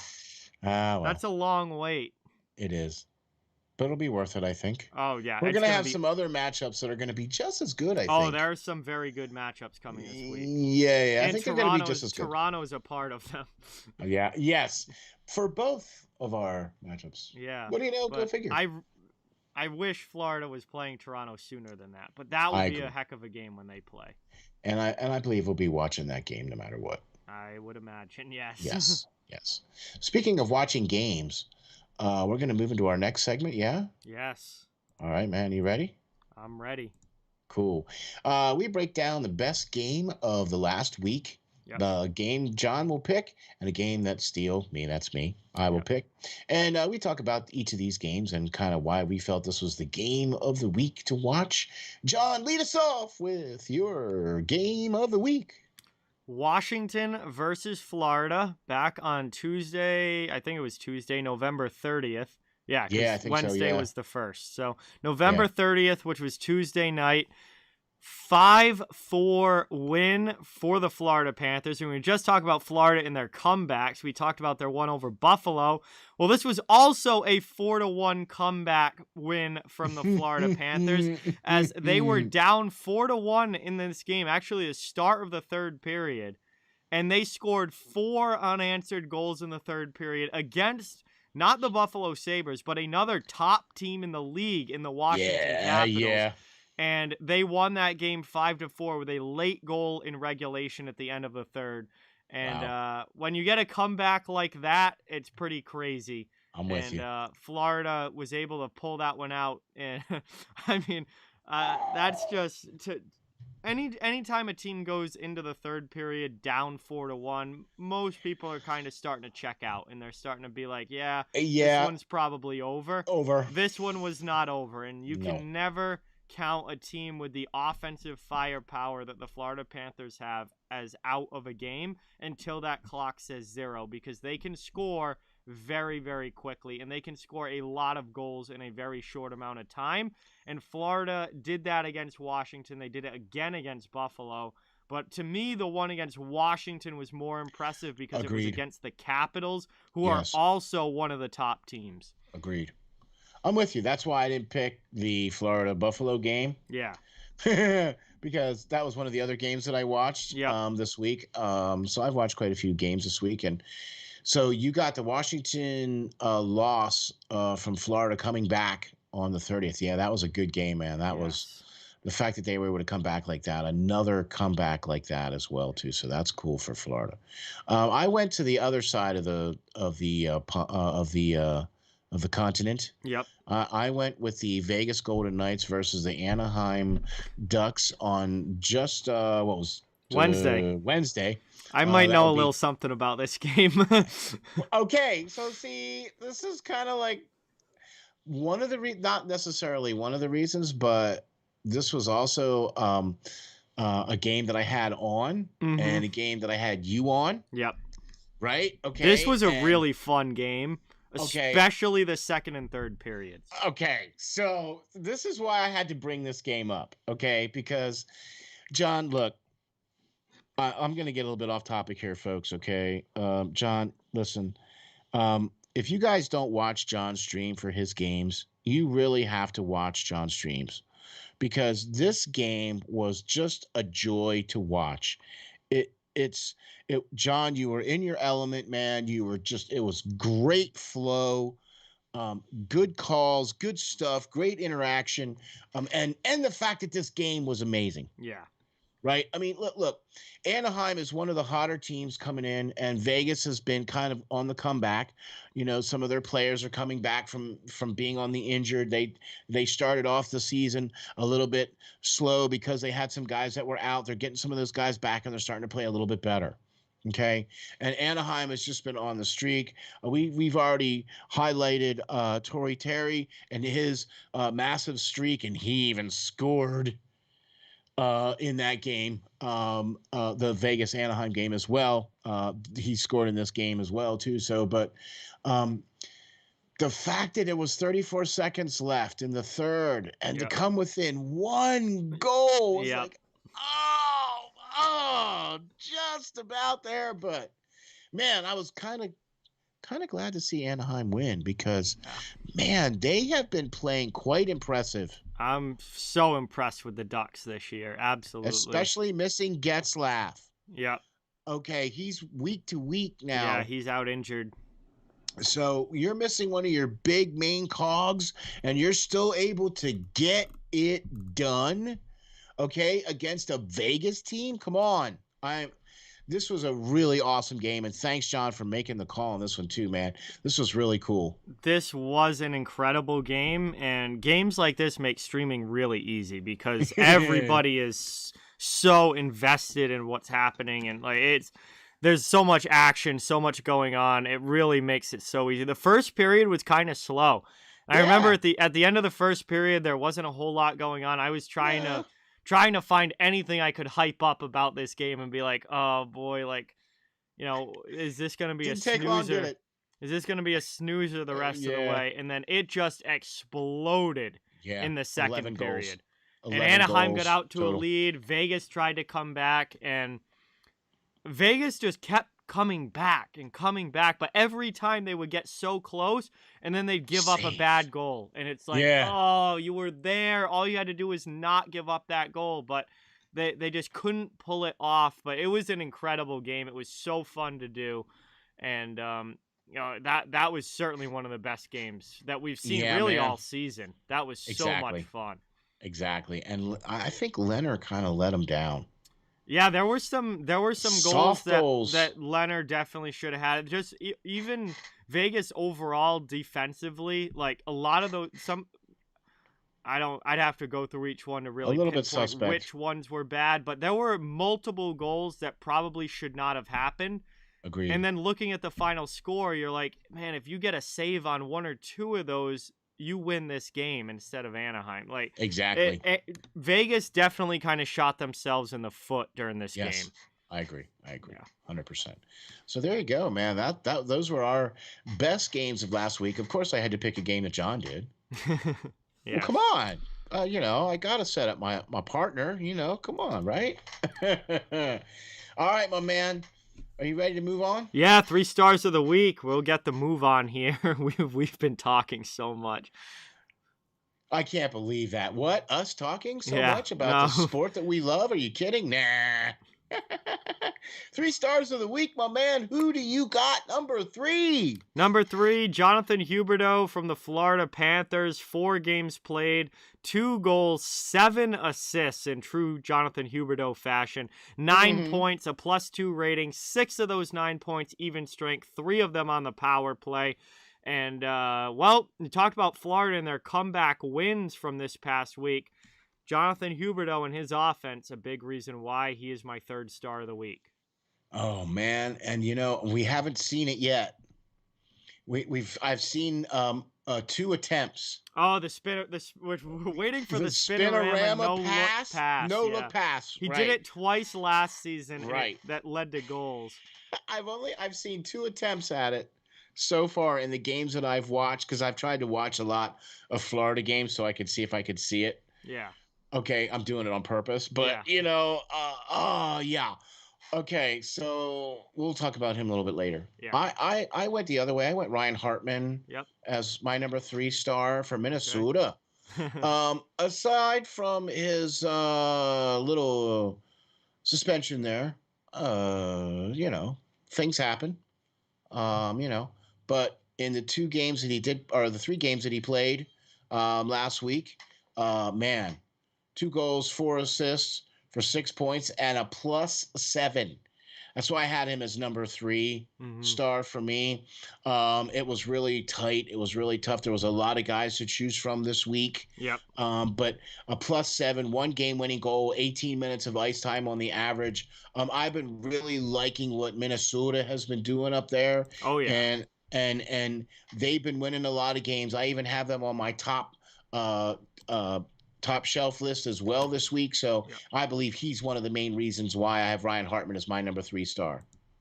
Yeah, Hartman and Minnesota in general certainly had a great week, and he's having what certainly looks like is going to be the best offensive year of his career. And probably. And he's looked great for the Wild this season, and really good to see him, because he kind of, when he first came up with Chicago, he was like a pretty highly touted prospect as kind of a guy with some toughness and some grit, but could also add offense and put the puck in the net. And then he kind of bounced around a little bit. He went from Chicago, he played for Nashville, he played for Philadelphia for a short time.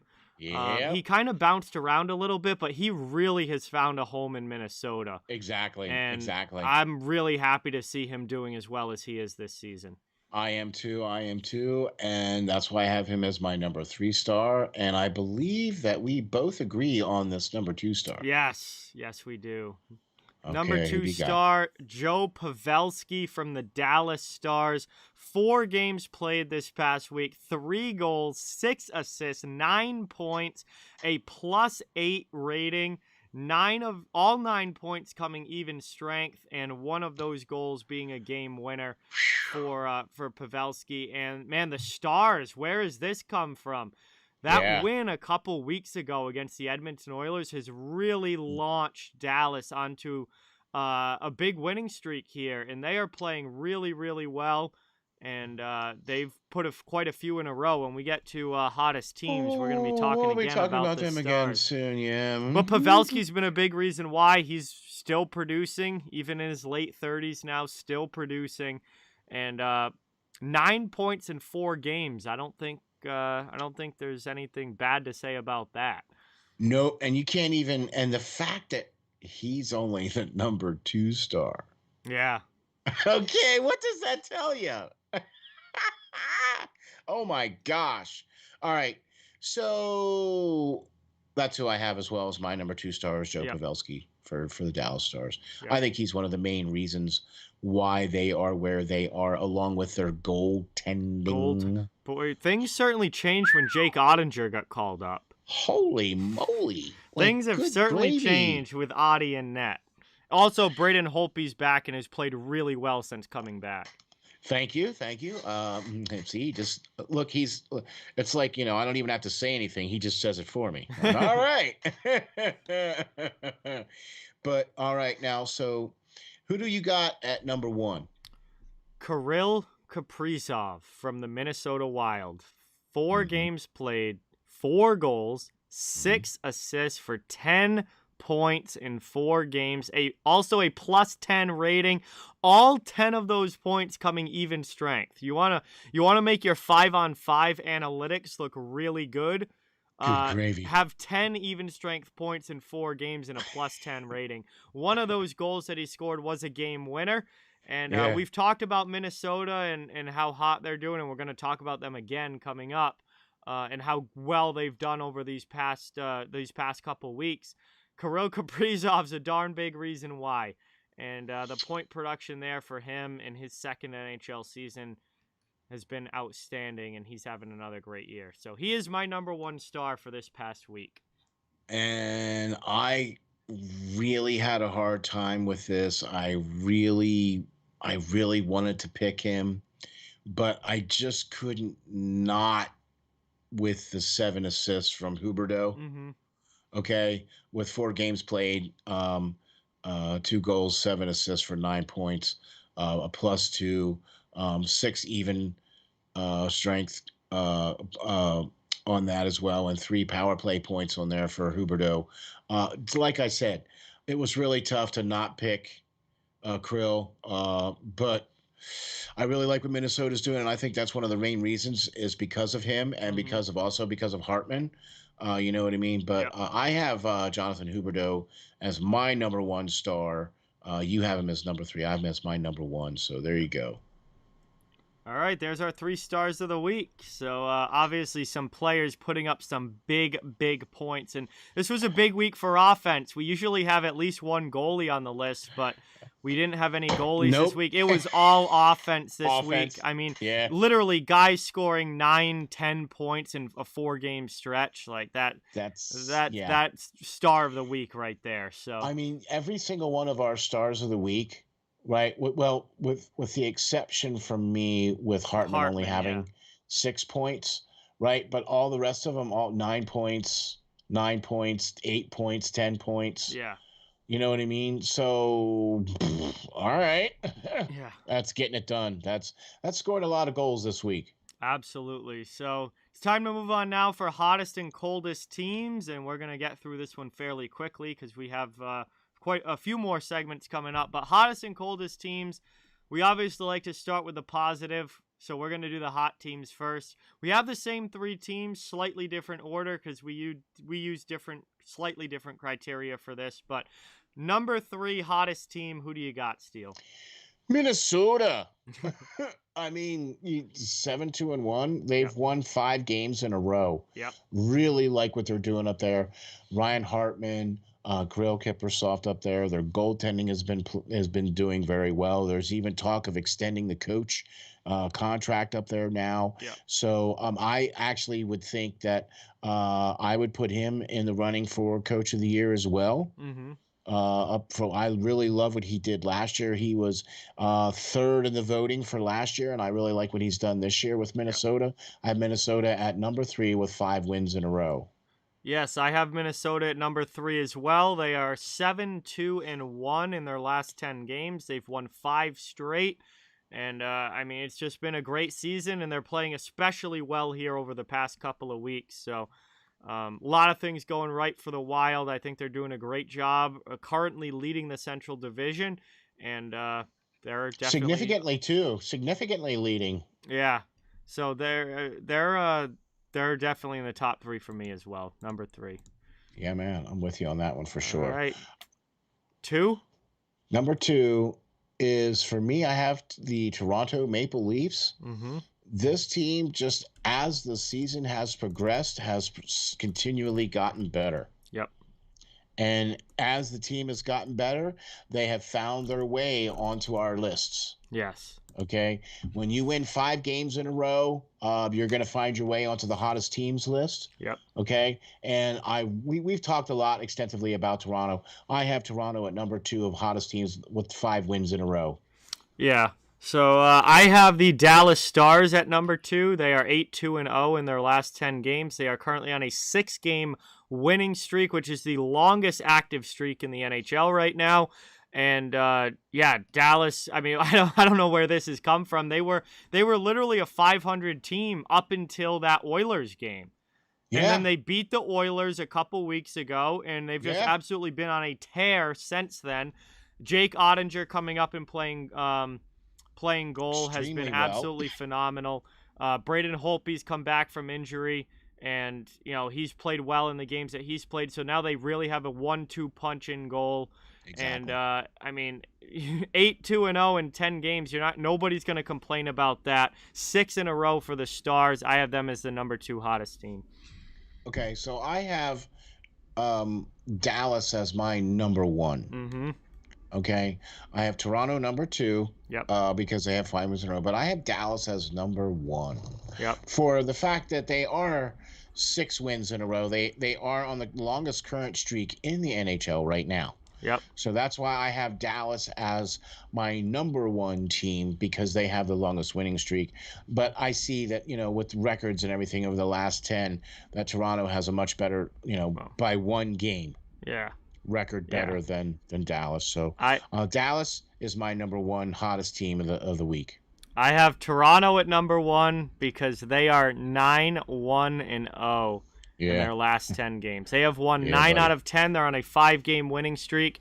Toronto is the only team in the league that has won 9 of their last 10 games. So that was the slight difference for me. I've got Toronto at number 1. They are absolutely on fire. This heater feels like it's never going to end for the Leafs. I mean, it just night in and night out. They're doing everything they need to do to win games, and they're winning games convincingly. Like, they absolutely thrashed the Colorado Avalanche Wednesday night. I was not expecting that. They absolutely destroyed them.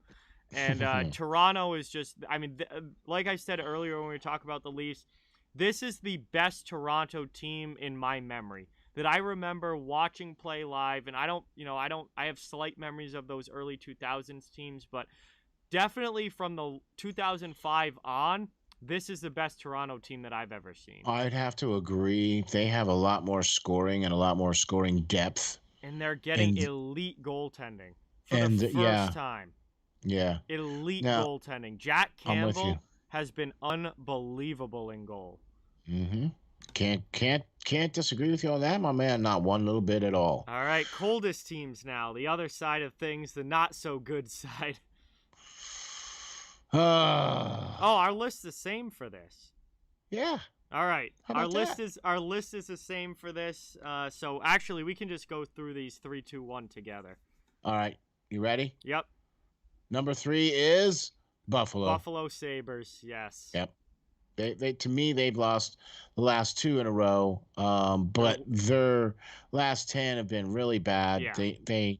They had a good shot to win the game against Florida. I mean, they had a 4-1 lead. What more can you ask for? And then they lose the game 7-4.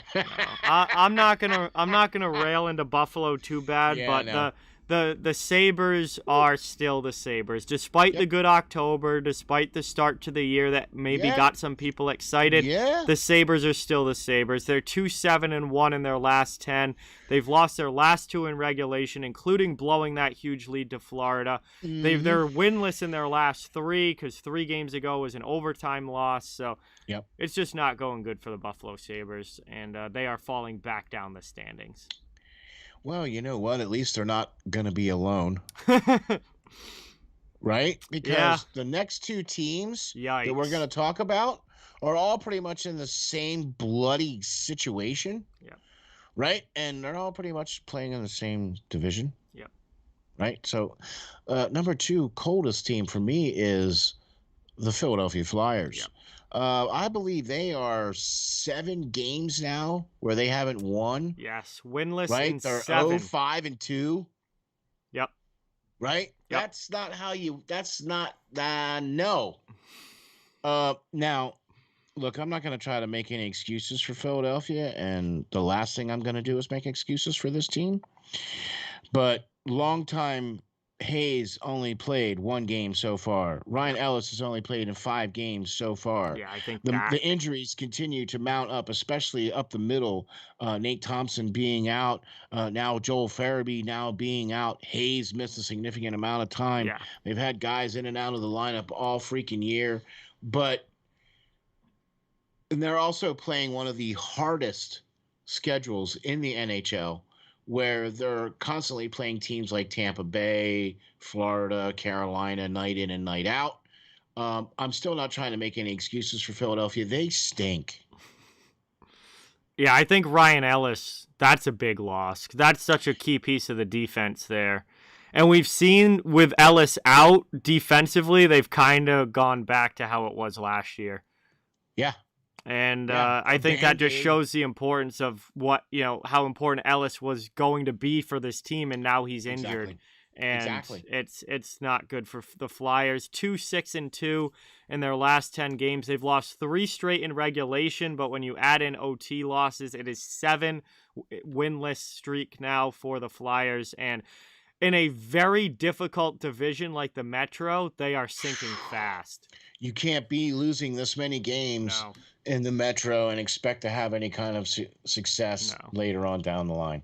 All right. All right. So our number one coldest team is The New York Islanders. They've got 9 winless. Yeah. They did get a point in their last game, so kudos there. They got an overtime loss, but 1-8-1 in their last 10 games, and that includes with the little postponement break for COVID in between. They come back from it last night and they lose an OT. Exactly. At least it was a little bit more like an Islanders game. It was 2-1. They kept it low scoring the way that they want to. I feel like the Islanders are, they're gonna get better. They can't be this bad all season long, but this has been a really tough stretch for New York. I'm not trying to pile things on, and I'm also not trying to make excuses for teams, but they played their first 13 games on the road. Yeah. So I don't care what team you are. When you open up the first 13 games and you're on the road, that's really tough. That's really, really tough. And then you get a bout of COVID. Yeah, by the time they got to actually play home games, they had half their lineup missing. Well, 8 players anyway. Yeah, they had like 6 or 7 guys missing for their home opener.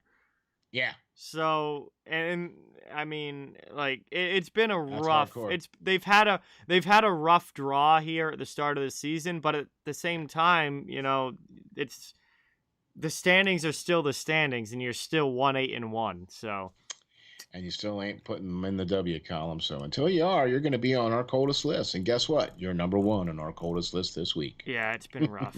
All right, let's have some fun here. Let's have some fun. Yes, please. And we're gonna really lightning round this because we're right. already almost pushing 2 hours. But I'll just picks give us for the breakdown. tomorrow. There you go. I'll give us the breakdown, and then we'll go into the picks for the Saturday. Boom, Last week, both of us were 6-3. I will take that every time. Yes, I will. We are both 47-36 on the season so far. I will take that. I will take that as well. Seeing as how I did so horrible last year, I will take that. So these are the list of games for Saturday only. Yep. John and I like to go through and pick out who we think's going to win just for fun. As you can see, we're both on the win column, 47-36 for the year. So let's see. Not quite a big giant amount of games this week. They're kind of breaking them up now where they've been playing a big, large slate of games on Saturdays. Now they're playing more games on Friday to where the Saturday slate's not so big. Yep. That's exactly what we're seeing with the schedule. Exactly. So here we go, man. Game 1, St. Louis versus the Florida Panthers at Florida. Florida. Yeah. I like the Blues too, but I just think Florida. So good. Yeah, agreed. And it doesn't really matter how many points or goals down they are. They still have the ability. Yeah. It doesn't matter who's in goal or whatever. Montreal versus Nashville. Nashville. Ooh, I'm going to go Montreal. Ooh. All right. I just kind of think Montreal's they've been playing a little better. The new hockey operations guy, whatever. They could be due. I'll throw Montreal out there. Why not? Right? Yeah. Toronto versus Minnesota. I don't even want to pick this game. Both of these teams are so hot right now. Literally 5-game winning streak versus 5-game winning streak. Minnesota's got 7 wins in their last 10. Toronto's got 9.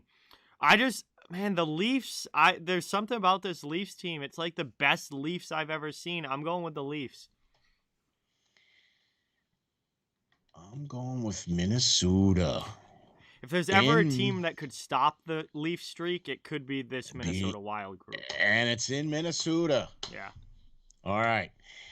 Your beloved Boston Bruins against the Tampa Bay Lightning in Boston. Tampa. No Brad Marchand for the Bruins, so that's a massive loss right there. And Tampa just has the Bruins number. Yeah. Like that's a team that Boston has really struggled with.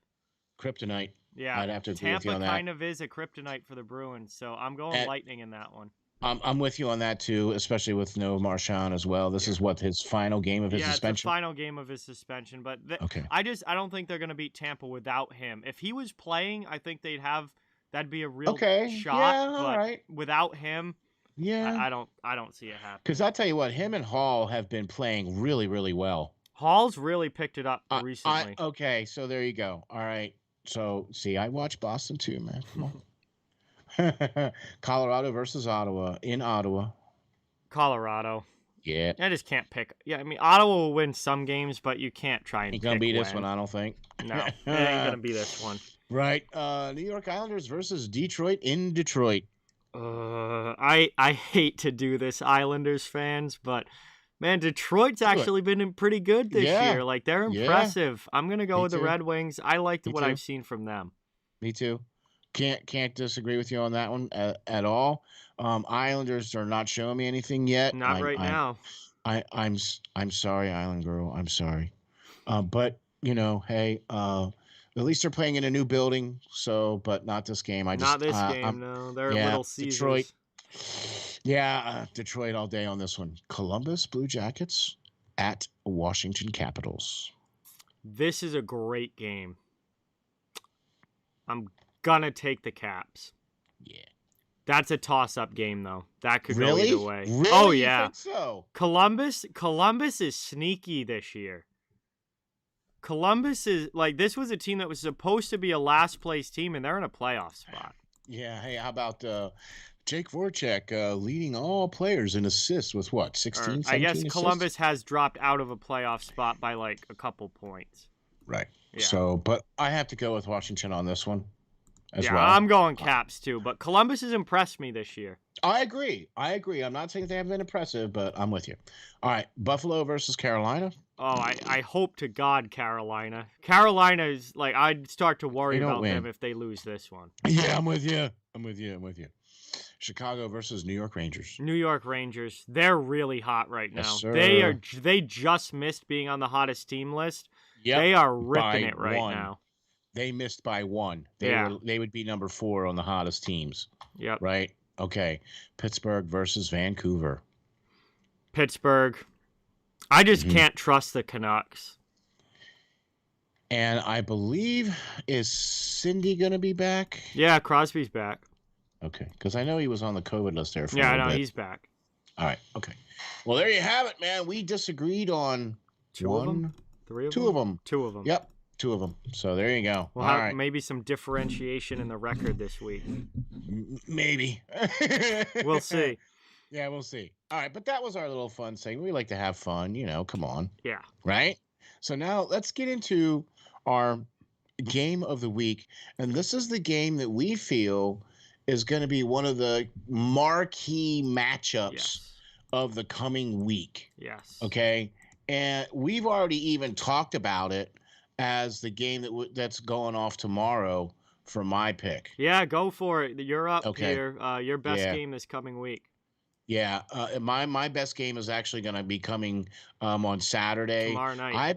I picked Toronto versus Minnesota. Yeah, that's going to be a heck of a matchup. Okay, I'm going to be watching that game.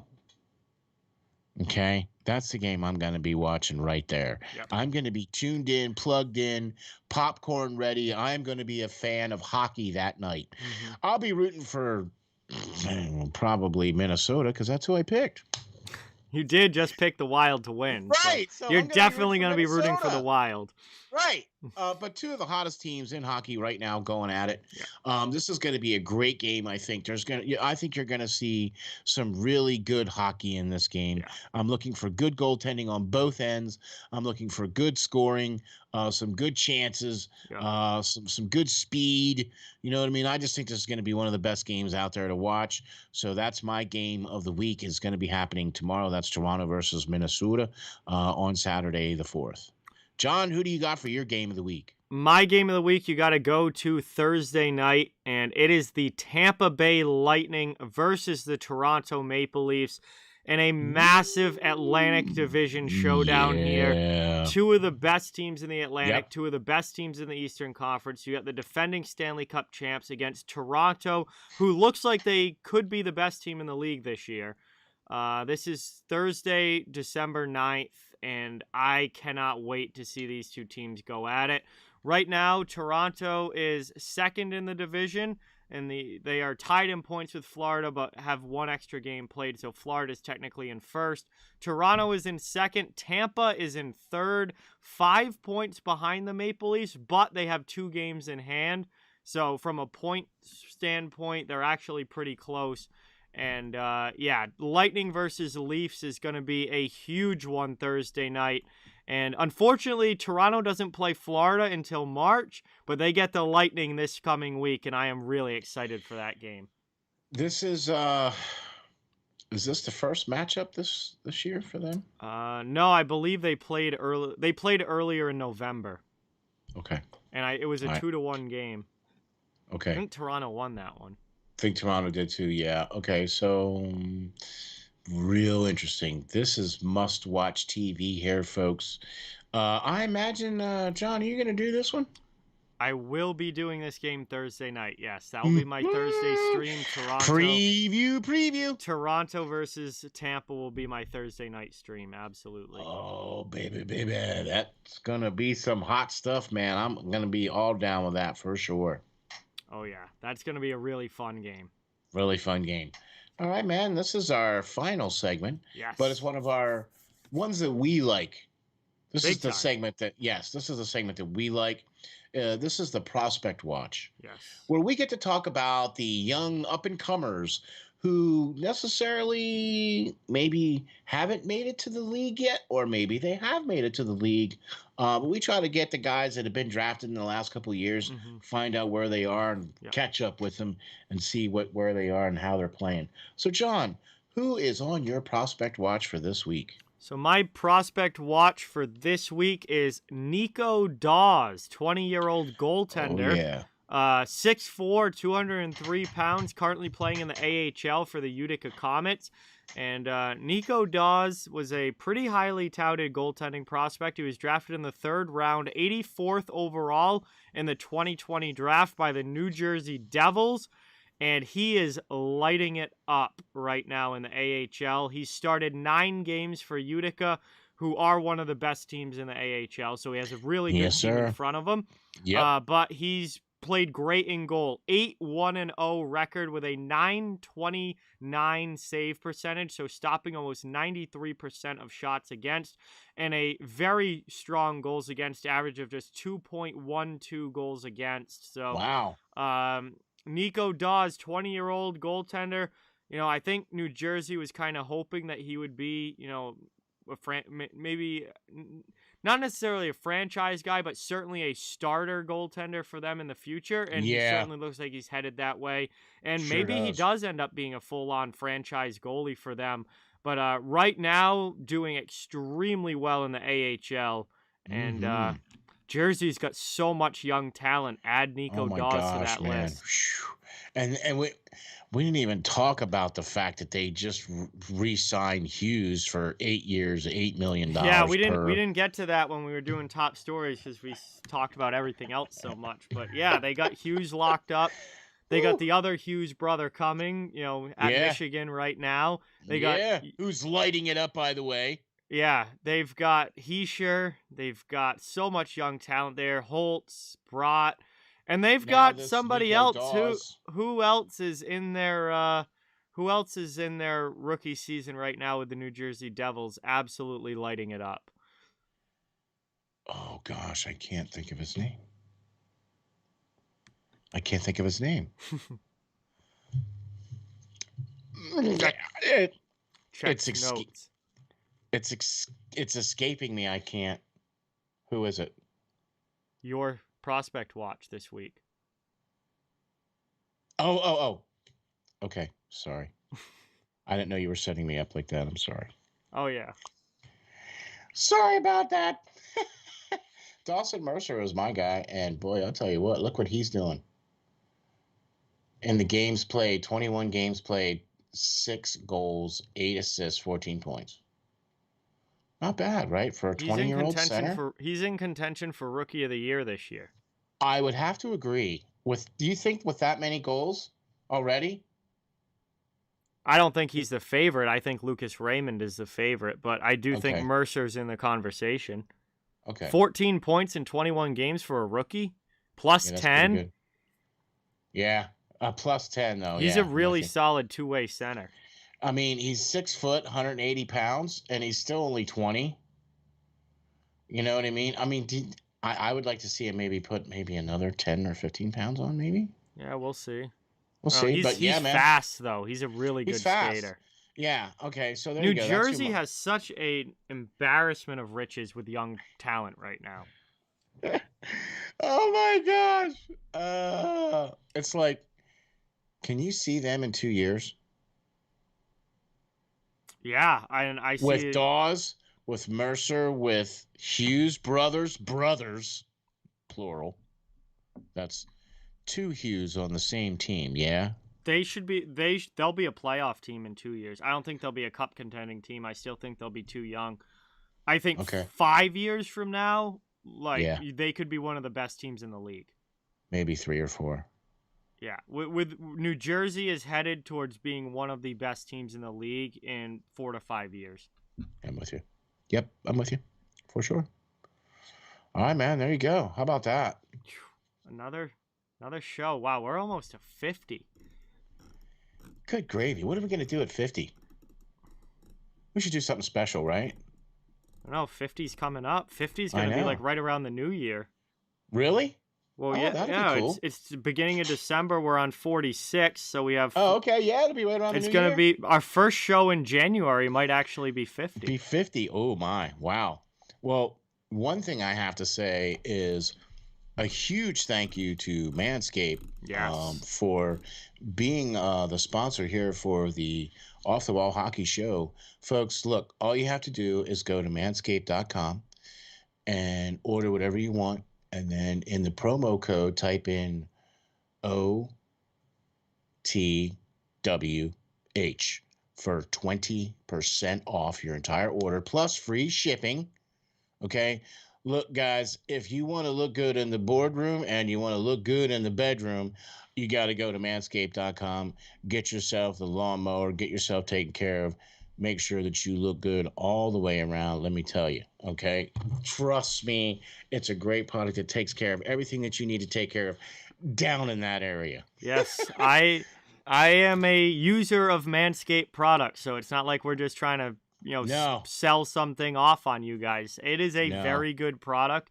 It works extremely well, and it takes care of things that need to be taken care of, and it does it it does it very well, and it's a quality, good product that I myself use, and you guys can get it with this promo code at a significantly discounted price, which is absolutely awesome and a great opportunity, especially with the holidays coming up.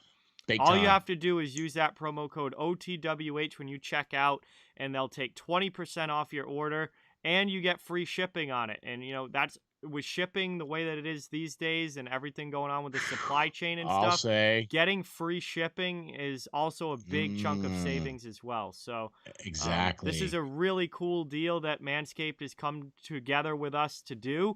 And I'm telling you guys, it's definitely worth checking out. So all you got to do is head over to manscaped.com and check out what their selection of great products are. And then don't forget that promo code. When you use that, you will get significant savings on your purchase. Exactly. 20% off. All you have to do is type in OTWH. Yes. That's off the wall hockey. That'll get you 20% off on manscaped.com. John, thank you very much for being the host of the show. Thank you very much for all the work that you do, the great streams, all the wonderful things that you do here at Steel Flyers All Sports Network. You're one of the keystones, the cornerstones, the main man, pots and pans. Thank you all so very much for what you do. Can't wait to do it again. Yeah, buddy. Thanks, John. Awesome. Thank you, Steele. Co-host, as always, awesome time. Really good show. And that is going to bring us now to the end here of episode 46. So this was the Off the Wall Hockey Show, a hockey show for hockey fans, brought to you as a part of the Steel Flyers All Sports Network. If you want to check out all the work of everyone at Steel Flyers, whether that's Perlo, Joe, Peyton, me, Steel, everybody's work is available at www.steelflyers.com. So check that website out. You can see everyone and what they're working on right now and all the great content they're putting out. That's going to do it for this week. We'll be back with episode 47 coming up next week. It is now December already. This NHL season is rolling along. I'm telling you, man, here we go at the quarter mark already. We really, really appreciate all the support from each and every one of you. Hope you guys have a great night. Hope you guys have a great weekend. We'll see you next week with the next episode. And with that, thank you and have a great night.